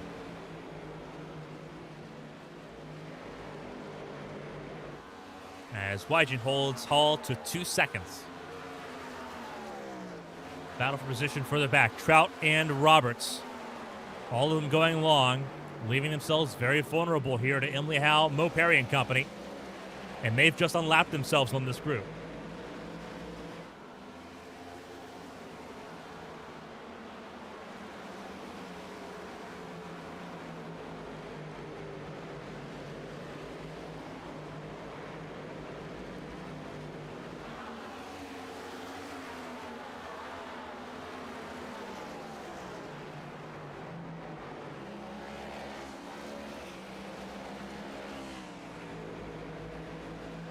Hall, Markowski, Matthews down pit lane.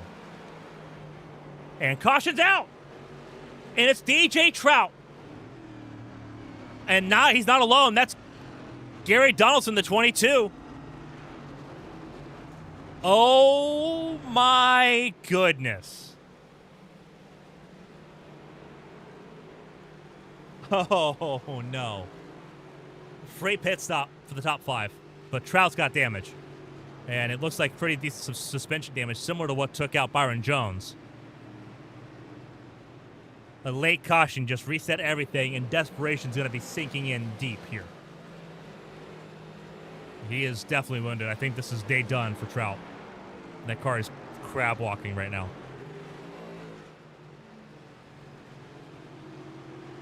Nebraska native. Looking so good, so late. I have a feeling we know how this one played out just by seeing where the location of it was. This is DJ Trout on your screen. And we need to focus also on Gary Donaldson here. No, Gary Donaldson had nothing odd. Okay. Does he just lose it coming down pit lane? He might have. Oh, 100% he does. Oh. Oh, and that's where Donaldson gets a piece of it.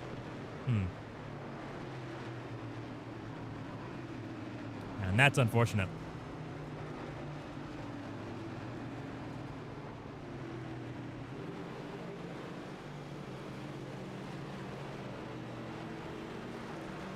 That's tough. Apperson cycles to the front of the field here. And this is absolutely dastardly. Trying to pin cars a lap down and avoid the wave around. That is exactly what he can't go to the end from here. He has to come down pit lane. He's trying to prevent cars from getting back on the lead lap, which is evil.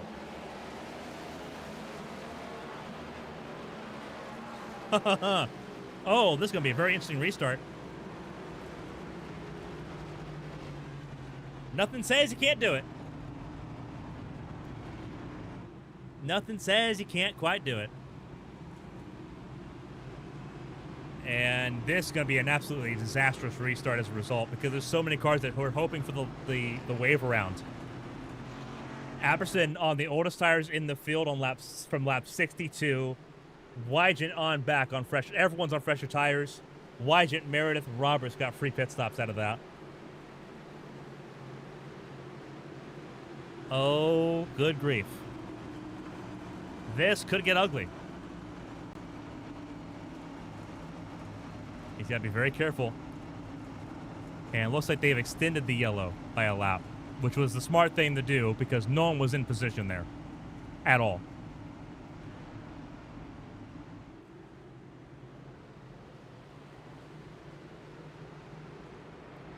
"12 cars lead lap from Apperson to Emily Howe. Eli Sasek, first car lap down.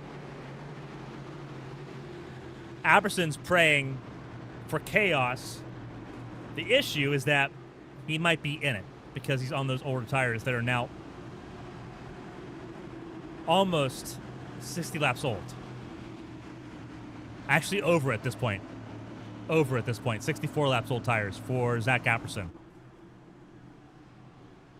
He is praying for chaos early. And that's a bold call. That's a very bold call.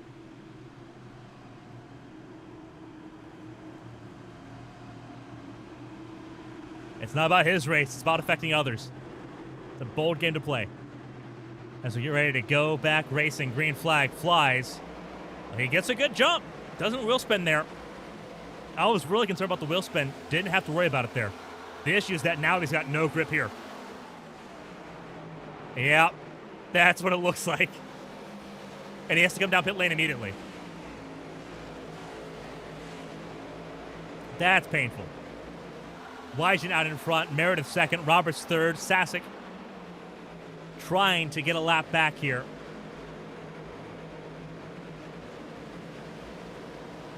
And you see all the lap cars with fresher tires. That's rough.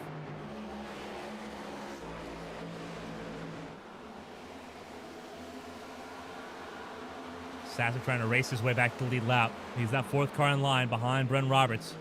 Wygant leads the way, though. Meredith second, Robertson third. Josh Arnold in fourth, ahead of Mo Perry.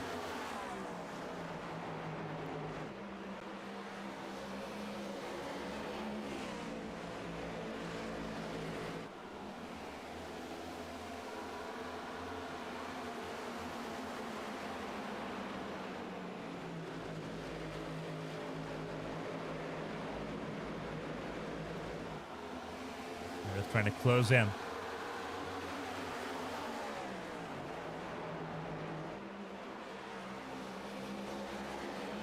Coming to 46 laps to go at the line. Perry trying to get around Patrick Oberstadt. Oberstadt says no thank you. And Dustin Hall says I would like to have that spot as well. And battles to the inside.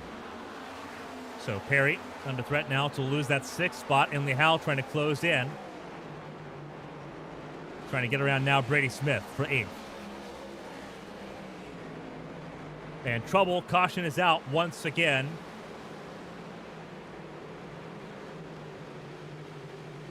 And I think it might have been DJ Trout. Not quite sure. Looks like DJ Trout was coming down pit lane there. It would not have been DJ Trout. Would it have been Blue Jade? Potentially. Smacked the wall pretty hard. And indeed, yes, it was the 5.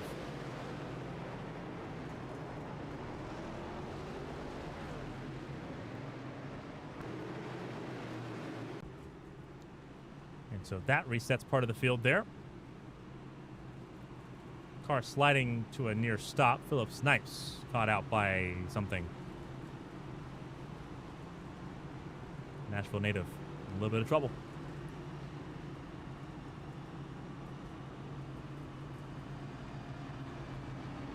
Eli Sasick received the free pass. He will start the rear of the field this go around.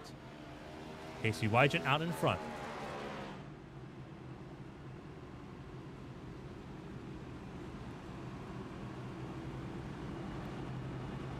Wygant, Meredith, Roberts have all taken their last pit stops, as have Emily Howe.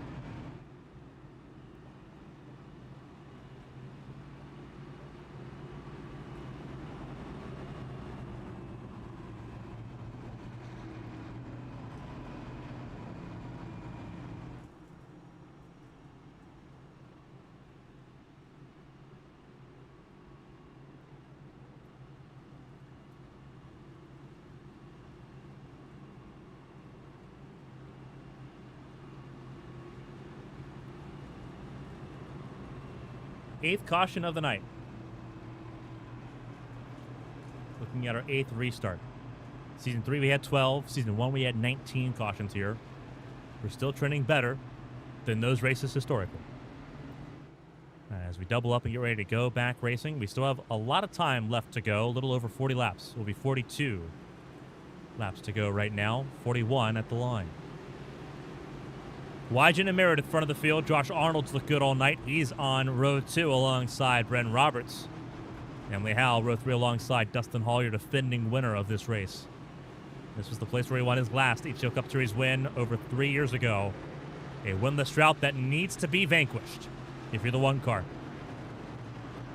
Everyone trying to get around the lap traffic here. And they may need to extend the yellow once again. We'll see if they do. Looks like everyone's going to get ready to fall in line.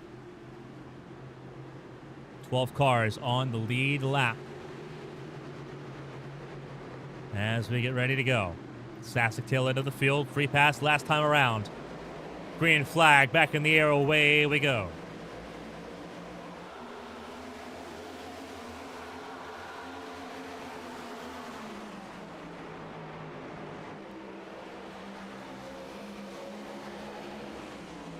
Roberts got a really good restart. He's looking for the race lead. To the inside of Wygant. Trouble's out again. And that's trouble further back in the running order. And it's going to be several cars. Trout, Chafin, Denny. 9th yellow tonight. Philip Snipes looks like he might have been the catalyst on this one. He's got some damage in the 17 car.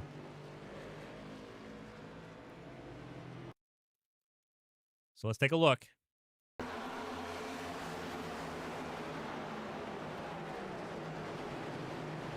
No, it wasn't. Nowhere close. It was Alfred Denny and DJ Trout where it started. He was just the first one that came to a stop. So yeah, taking a look at that. Now for Denny and DJ Trout, and it's already started by the time we even jump to it. Nowhere for Trout to go, nowhere for Phil Snipes to go. He's working on Richard Odie, it looks like, here on this restart. Oh, just goes way too low on the racetrack there. Odie at a snail's pace, and Denny trying to just blaze his way around. Unfortunately, finesse requires more than a hammer. And unfortunately, I think the 21's going to have to shoulder that one. So our 9th caution of the night would affect several cars. And Tucker Sawyer now back on the lead lap in that number 90 car. Sasek now joins the rest of the group in 12th.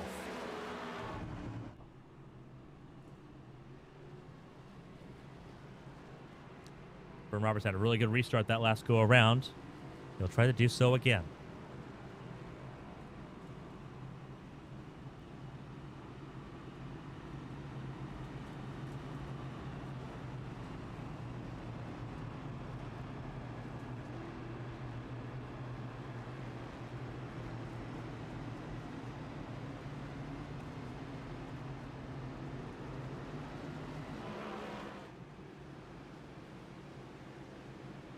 Casey Wygant, Bren Roberts, Zach Meredith, Dustin Hall, Josh Arnold, Patrick Oberstadt, Emily Howe, Mo Perry, Brady Smith, and Hunter Whitlock, your top 10. 9th restart up and coming.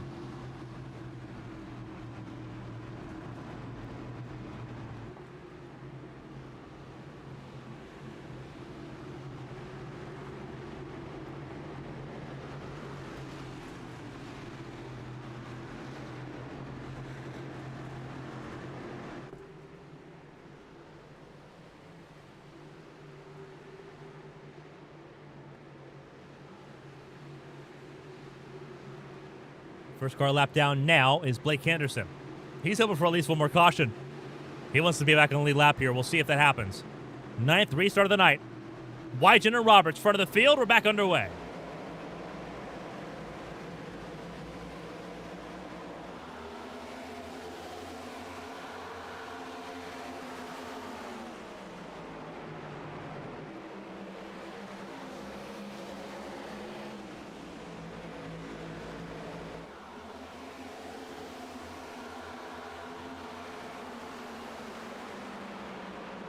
Whoa, trouble. That was further back. That was Emily Howe, it looked like.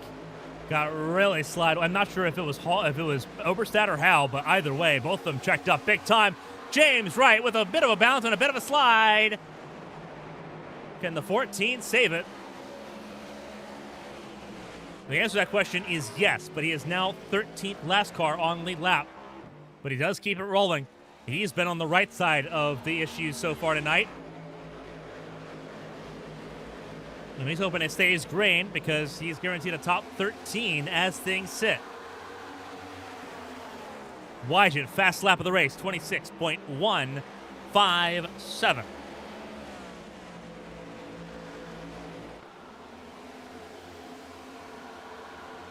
Flowers now first car a lap down. Ahead of Henderson, but they're battling side by side, blow for blow. Henderson a little loose, got a shot from Caitlin Height. Also a lap down in 13. A little bit of contact there. Blue Jade and Martin Roberg just behind.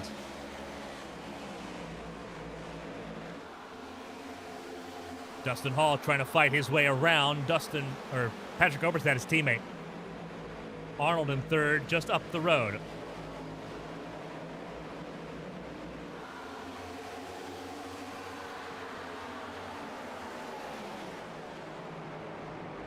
Less than 25 laps to go here in Phoenix.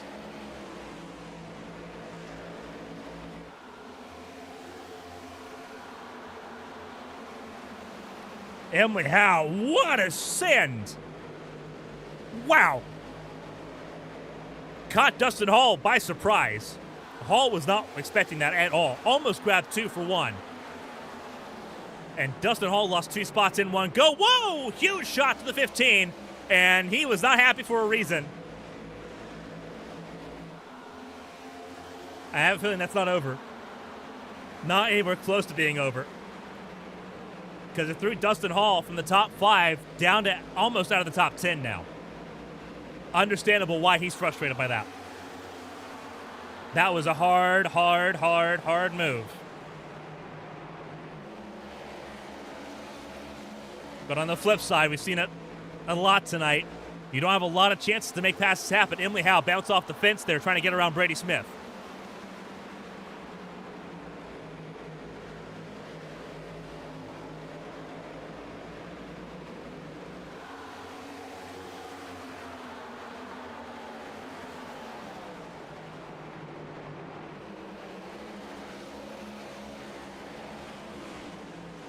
Oh, trouble! Oh, huge crash! Huge crash!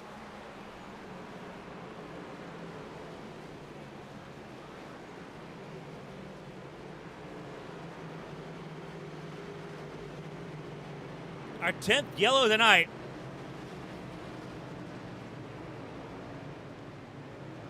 And from first glance, does not do the 15 any favors tonight.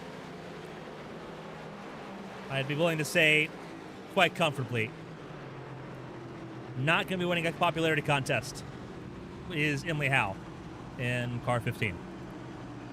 But we will take a look as to what happened, because there's more angles to this story. But that was a hard impact. Multiple lead lap cars involved in this. Meredith at the front of the field now. Wygant, Oberstadt, Hall, Sasek, Howe, Roberts, Sawyer, Wright all come down pit lane. A good chunk of the field come down pit lane this time. I think Blowers is the free pass recipient. He is. This helps out James Wright. He catches up back to the field. And he's going to have the advantage because he was too far back to be involved in the caution. So he's going to have a clean race car. He's got a potential top 10 on a short oval coming. And this is his first short oval in HTL Cup Series competition. He's raced either intermediates or super speedways. And so his first short oval attempt could produce his first top 10 since Daytona. Or since Atlanta. I have to correct myself. Since Atlanta. He finished top 10 there. So this starts right here, and we'll have to go to the blimp cam. A little bit too zoomed out, I think. Chopper cam. And I'd like to zoom out. Or I'd like to just go backwards. So quarter speed, Smith and Howe, the 95 and the 15.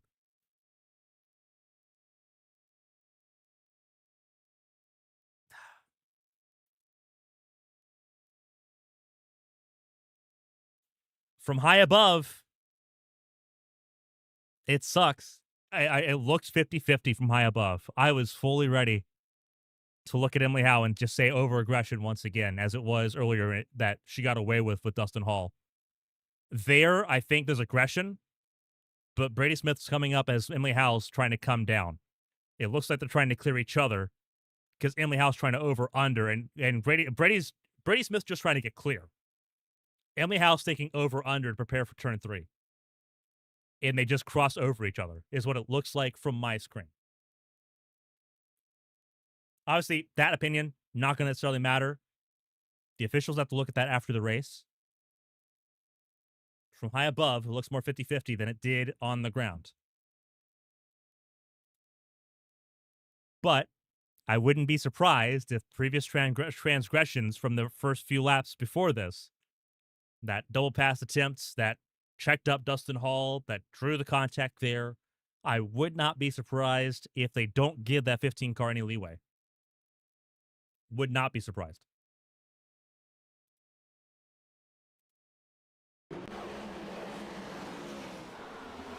Instead, we're back racing. Quick restart, back underway. Meredith at the front, Perry and Arnold as they were on the restart, top 3. And we now have 13 cars once again on this restart, but it is Meredith out in front looking for his first short oval win. Bryn Roberts on the apron. Through 1 and 2. He's saying, I would like the race lead. Thank you very much. The points leader for a reason. Gutsy move, and it just might work. Trying to clear for second. And he pit on lap 137. He pit under this caution. Fresher tires by about 25 laps. Then the race leader. Here they go. And the 8 and the 88, as it was in Atlanta, trying to lead the charge to the front of the field.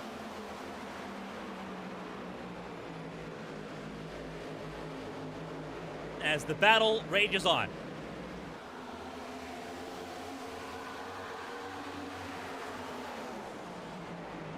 Roberts clears. Meredith drifts out wide, understeers, gets tight. And Patrick Oberstadt clears for second.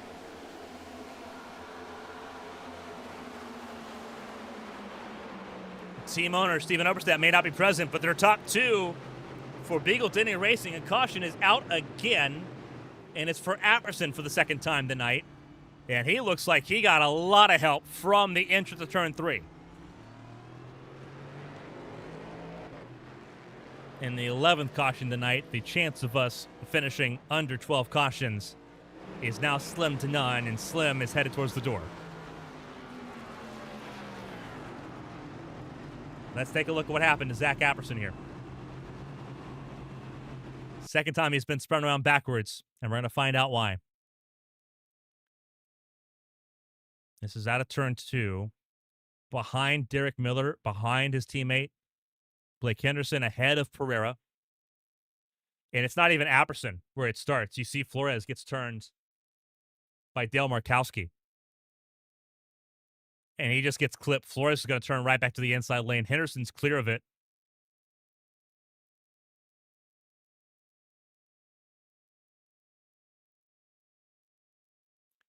Oh, he just locks the rear tires up. Rear tires go locked up here. Does Derek Miller get through? Pereira turns him the rest of the way around, but he's already headed towards the wall at that point. And into the fence he goes. Not the heaviest impact again. I think he gets lucky twice there.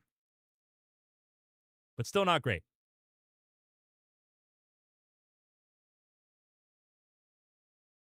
Now, I do want to see what happened to Elias Flores there.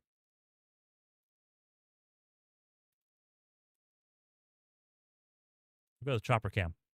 Side by side with Markowski. Does Flores just kind of clear himself? Not quite. Let's a little bit of side draft there for Markowski. Flores was definitely closing the door, but Markowski leaves just enough left, I think, for Markowski to share a decent amount of the blame for that. I don't know if the caution was out at this point. If it wasn't out at this point, it's about to be now. Yeah, it was already out. So. Painful. Painful, painful, painful. 11th caution of the night.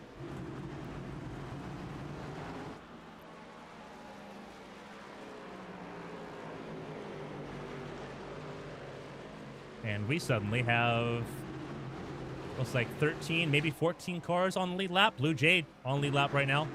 But leaving pit lane, about to go a lap down again if things stay as they are. Blue Jade's got to get a hustle on. Less than 10 laps to go. Coming to 10 to go at the line, actually. Roberts, Oberstadt, Wygant, Perry, Sasek, Hall, Sawyer, Wright, Meredith, Arnold, your top 10. In a wacky race here in Phoenix so far. 11 cautions, 11th restart. Now on the books, it's teammates first and second. Away we go.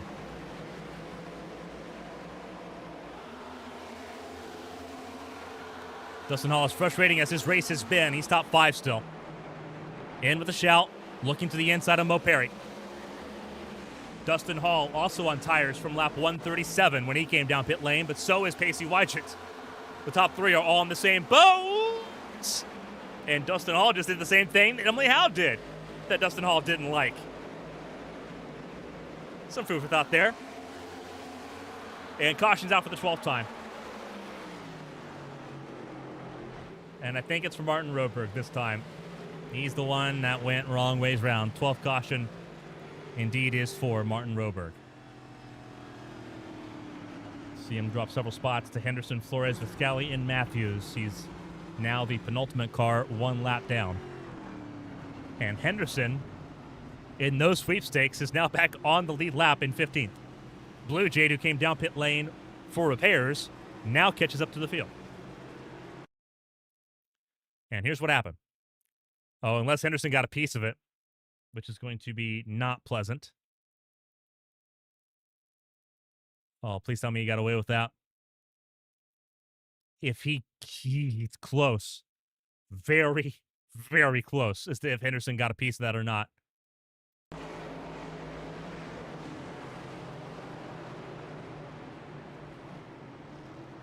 Roberg thankfully didn't spear back and overcorrect into the outside of the racetrack there, but I think Henderson is free pass recipient. It's either him or Flores.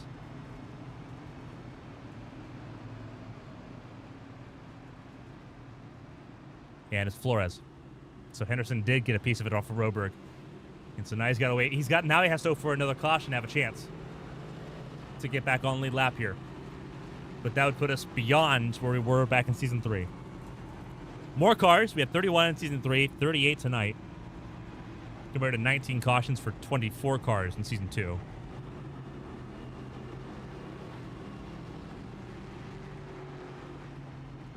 But as you can tell, we're talking about Season 2 and Season 3. We're not talking about Seasons 4 through 7. And the races like this are why.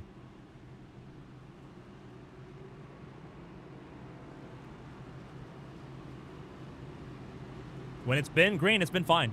It's been serviceable.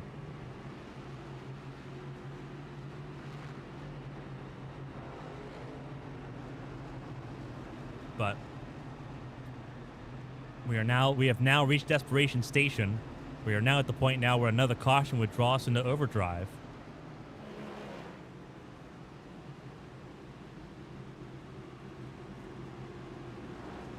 Very important. We'll go ahead and bring it up here. If we have to do overtime, this is what it looks like. 3 attempts at the max. 2 laps on the restart. Green flag, that starts the attempt. If we get to the white flag, the attempt is official. If a caution comes out before the white flag, before the leader takes the final lap, we reset and try again. We can try that 3 times. We are not there yet. We are still under regulation, coming to 5 laps to go here in Phoenix. But another caution will push us into overtime.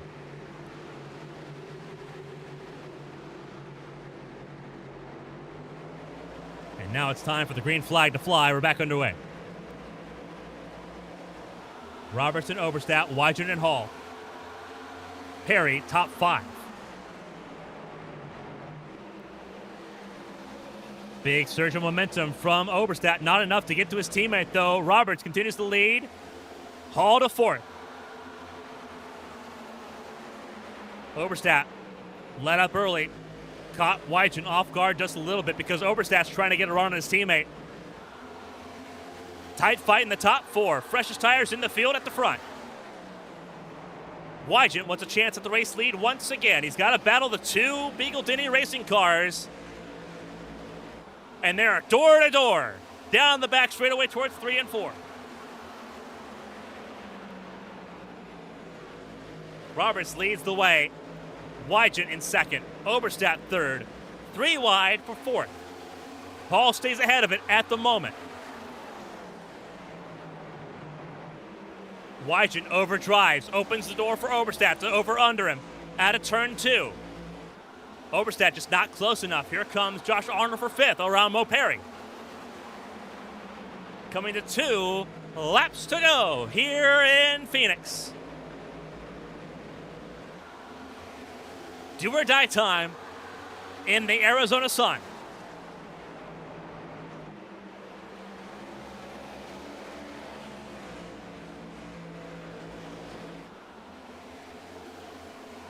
Pacey Weidgen, he's going to have one more lap, one more solid chance to go after that number 8 car and battle for the race win here. White flag is in the air. 1 lap to go, presented by Henderson Graphics. This is the last lap. This race is official under regulation. So 156 laps. Arnold trying to fight around Mo Perry. Gets around Perry, trying to find a way around Dustin Hall. Hall has to give enough space. And they spin! Almost spin. How did they save that? Brandon Roberts comes around. He'll win and saves throughout the field at the last lap. What a drive. They crash behind. But Bryn Roberts, your points leader, rallies from 35th on the grid to win at Phoenix.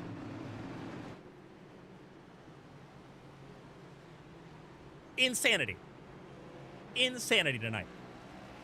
Oberstadt gave his teammate a bump.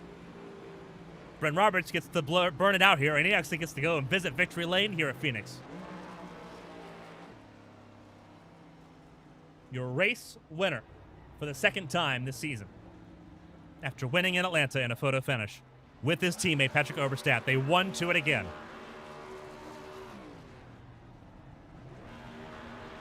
Your winning moment.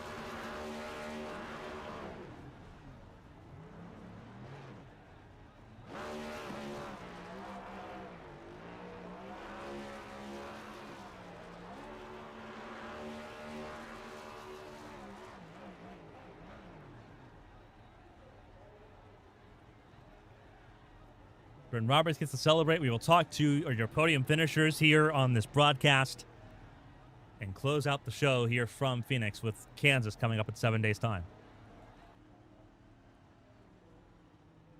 And he will head to victory lane. Attaboy. Wild race, up 35 spots. You couldn't find much of a harder charger than Bryn Roberts tonight. Well earned here as he heads to victory lane. Heads up the pedestal. Comes to a solid stop there. Do a little bit extra burnouts there in victory lane.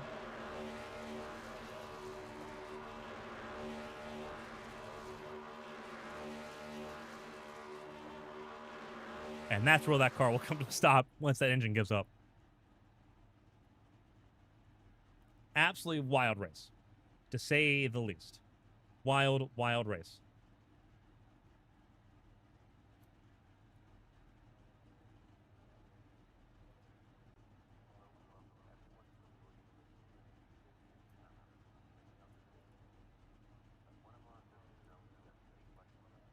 Podium interviews coming up here in just a moment as Bryn Roberts sits atop the victory lane here. 35th to first. Pacey Wygant almost got back to the front of the field, the place where he started. Instead, he won't settle for second place. Patrick Oberstadt in third tonight. Mo Perry fourth. Eli Sasek. Zach Meredith, Josh Arnold, Dustin Hall. Tucker Sawyer and Bobby Flowers, your top 10. Dustin Hall with an amazing save trying to get around Josh Arnold. They both suffered and lost spots to Perry, Sasek, and Meredith in that attempt. Tucker Sawyer 9th. Flowers in 10th. Hunter Whitlock 11th. Blue Jade in 12th at the finish here. James Wright 13th. Emily Howe 14th. Last car running on the lead lap there. Elias Flores, Blake Henderson, John Matthews, Mirabella Viscali, all of them a lap down. Martin Roberg as well. Dale Markowski, Zach Apperson, Philip Snipes, all one lap down to 22nd place. Richard Odie, 2 laps down. Alfred Denny, 3 laps down. And then you look further down the order here. Not pleasant. Olivia Pereira, Caitlin Height, not the races they would want to have. Derek Miller, Gary Donaldson. Drivers that either got close but didn't see the finish, or those that saw the finish multiple laps down, just trying to circulate and gather on the chaos there. Marcus Chafin filling in for Stephen Oberstadt. The team is victorious. Marcus Chafin not so lucky tonight in that number 3 machine. Neither was DJ Trout, his first race in the 31. Finishing 31st. Nick Pressey, his bad luck continues from 32nd. Had a good climb. Involved in accidents late.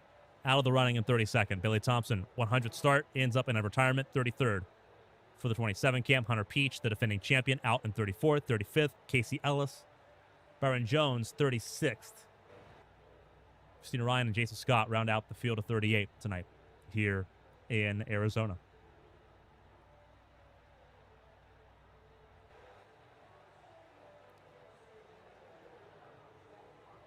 A wild race. Everyone's going to have some thoughts about how that race panned out.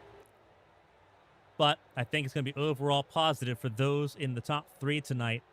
Patrick Oberstadt, after struggling to run at Sonoma due to recovering from the shoulder surgery in preseason, led a lot of laps early in this race and finished on the podium. Patrick, first, great things first, how's the shoulder feeling? And second thing, good to see those Beagle Denny racing cars back at the front of the field here on the short ovals. Yeah, it feels pretty good actually. If it starts to hurt, I can drive one-handed, which helps a lot. It's just hard shifting. But other than that, yeah, it's good that me and Bren and Dustin and the set was perfect. It's just all of us up front. It was fun.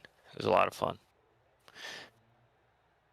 We talked about the chaos and the calamity that Phoenix brings. This was no exception tonight. It looked optimistic. We had 2 cautions in the first 17 laps, and then a long green flag run here tonight that helped set the stage. And at least in that first stanza there, what was the preparation like for the team? Obviously, this team renowned for its short oval racing ability.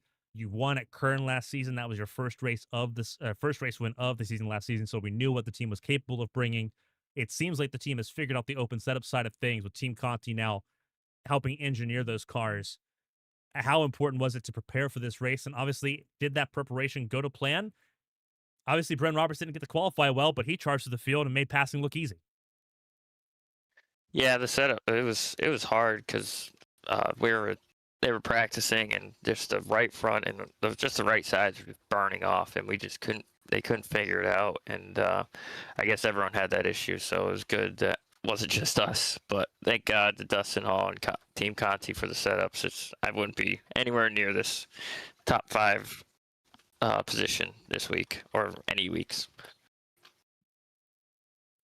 A third place here, obviously making up for Sonoma being a DNF because of the shoulder.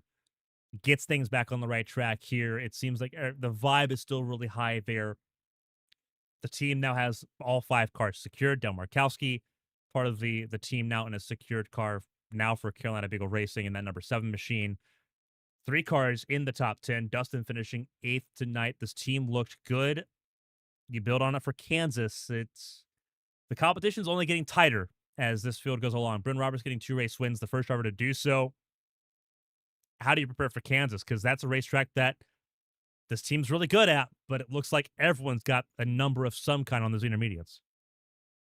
Yeah, it's just going to be qualifying pretty much in track position. That track's pretty nasty with the dirty air, and as long as we could start up front, I feel like we could stay up there with the setups. So it should be. I'm pretty excited for Kansas. So it should be another good race for all of us. Hopefully, Dale can get up there with us because I know he has the pace. It's just bad luck. So hopefully we'll all be up there, and when my brother comes back, we will. A lot of fun seeing those cars at the front of the field tonight. First and third for the team. 3 cars in the top 10 in a very physical race here in Phoenix. Before we let you go and let you obviously debrief for the team, celebrate and get ready for Kansas coming up here in 7 days' time. If there's anyone to shout and say thank you to, the floor is yours. Obviously, wishing Stephen would have been here for this race. We know he was going to be good here, but the team still performed even when he wasn't here. So congratulations on that. Yeah, thank you. I'd like to thank my brother first for letting me race on the team, and Team Conti and Dustin Hall, and then my teammates, Bren, Dale, just everyone. They put a lot of effort every week making these setups good. And then I'd like to thank my fiance. If she's still watching, she might be sleeping. I'd like to thank Blake also for the awesome paint scheme. And lastly, but not least, is you guys for putting it on.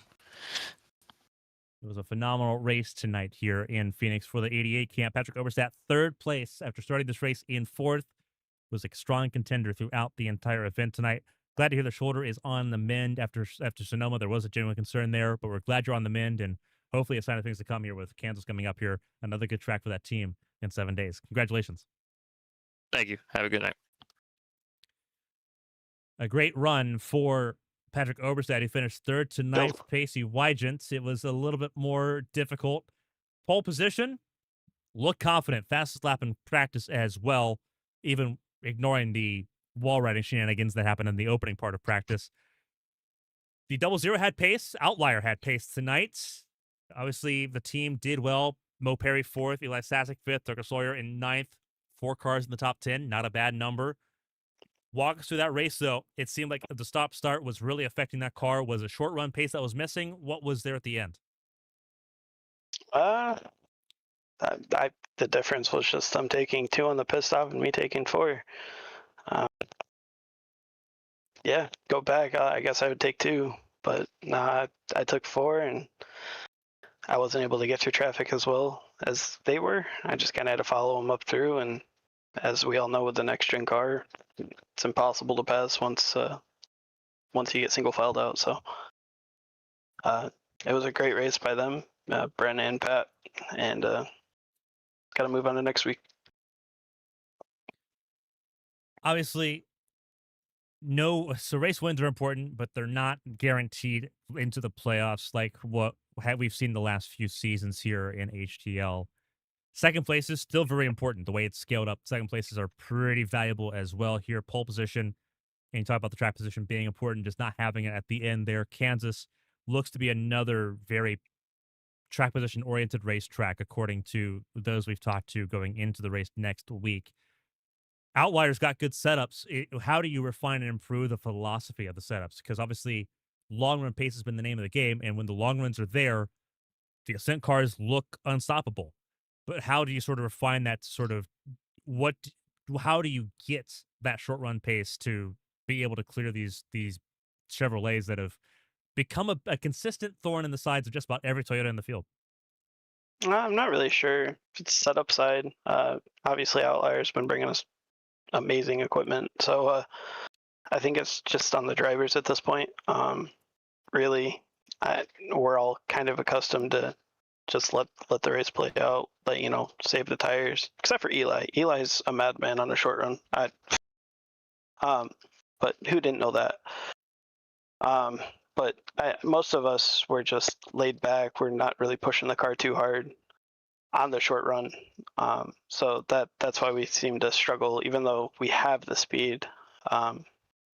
It's just track position. You need it at the right time, and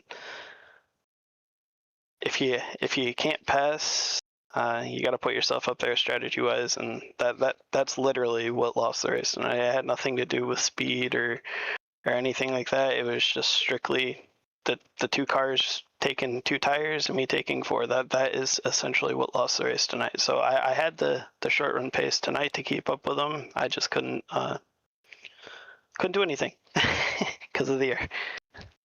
Well, hopefully Kansas provides another opportunity for a race win for the 00 camper for Ascent Racing as a whole. The team looks bad fast here at Phoenix. 4 cars in the top 10, as we mentioned, with Tucker Sawyer, Mo Perry, and Eli Sasek all in the top 10 here tonight. Mo Perry getting a top 5 with Eli Sasek in that process, joining you there in that group. Pretty good group to be a part of here. Before we let you go and let you obviously debrief for the team and get ready for Kansas coming up here in just 7 days, if there's anyone to shout and say thank you to, the floor is yours. A fun race tonight at the front of the field. We have to see some juggernauts battle, and that 00 car is definitely a part of that conversation. Yeah, I gotta thank you for broadcasting, Outlier, for providing all the setups. Gotta shout out Eli and everybody there at Ascent, and I guess Joshua too, for just allowing me to have the ride, and Blake for putting this on each and every week, even putting up with me and when I have my shenanigans like I did at Vegas. And yeah, gotta thank the wife for letting me do this, and the kids for sleeping.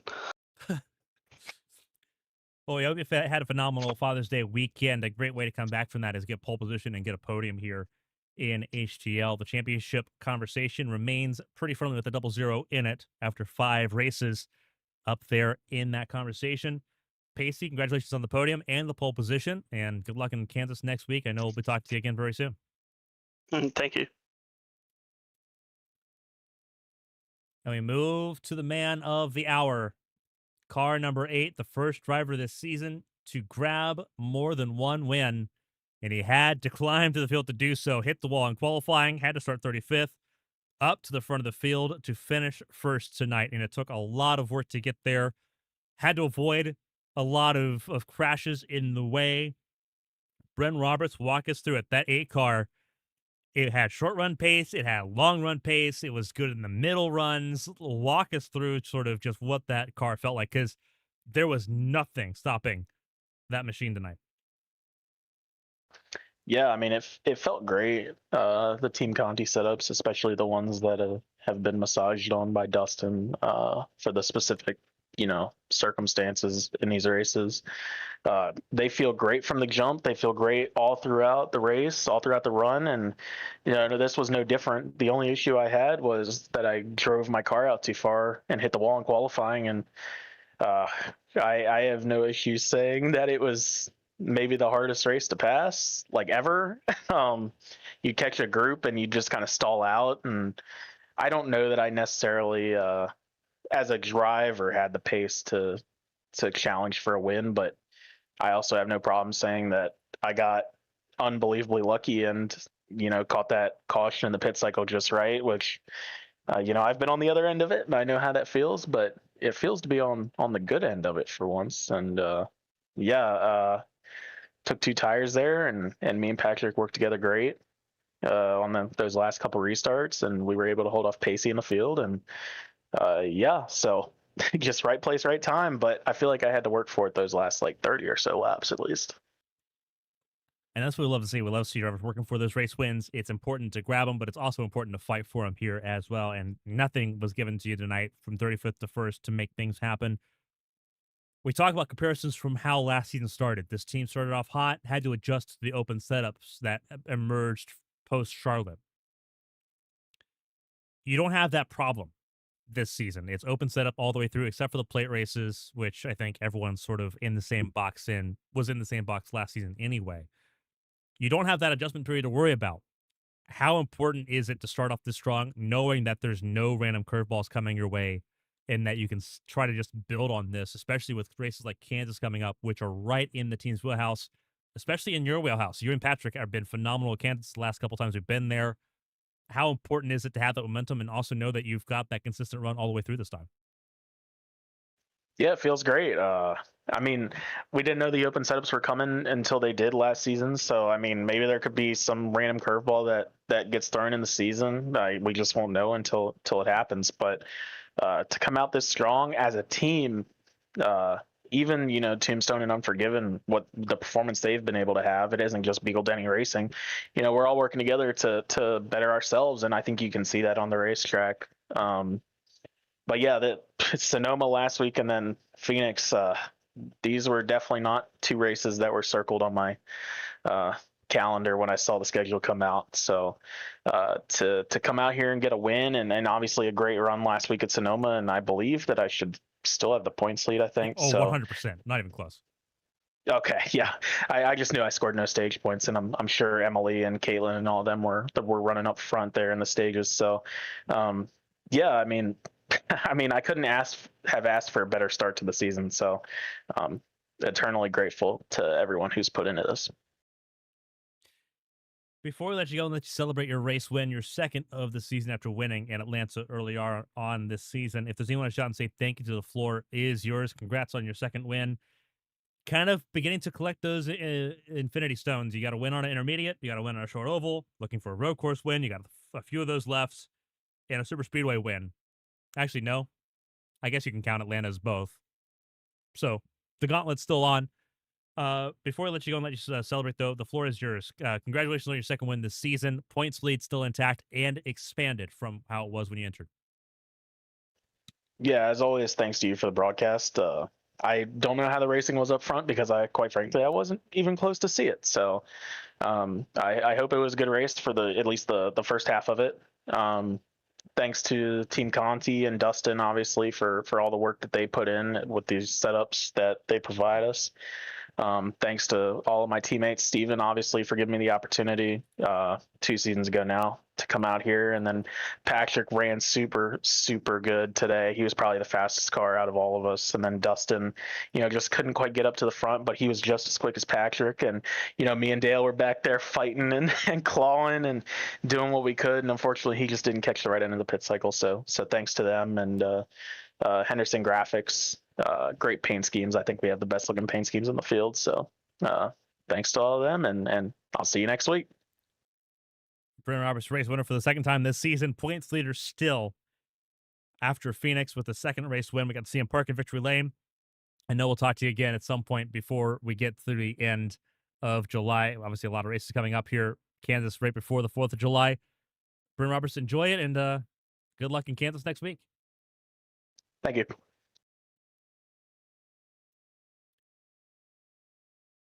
a phenomenal drive for everyone involved here tonight, and Bryn Roberts definitely earned it.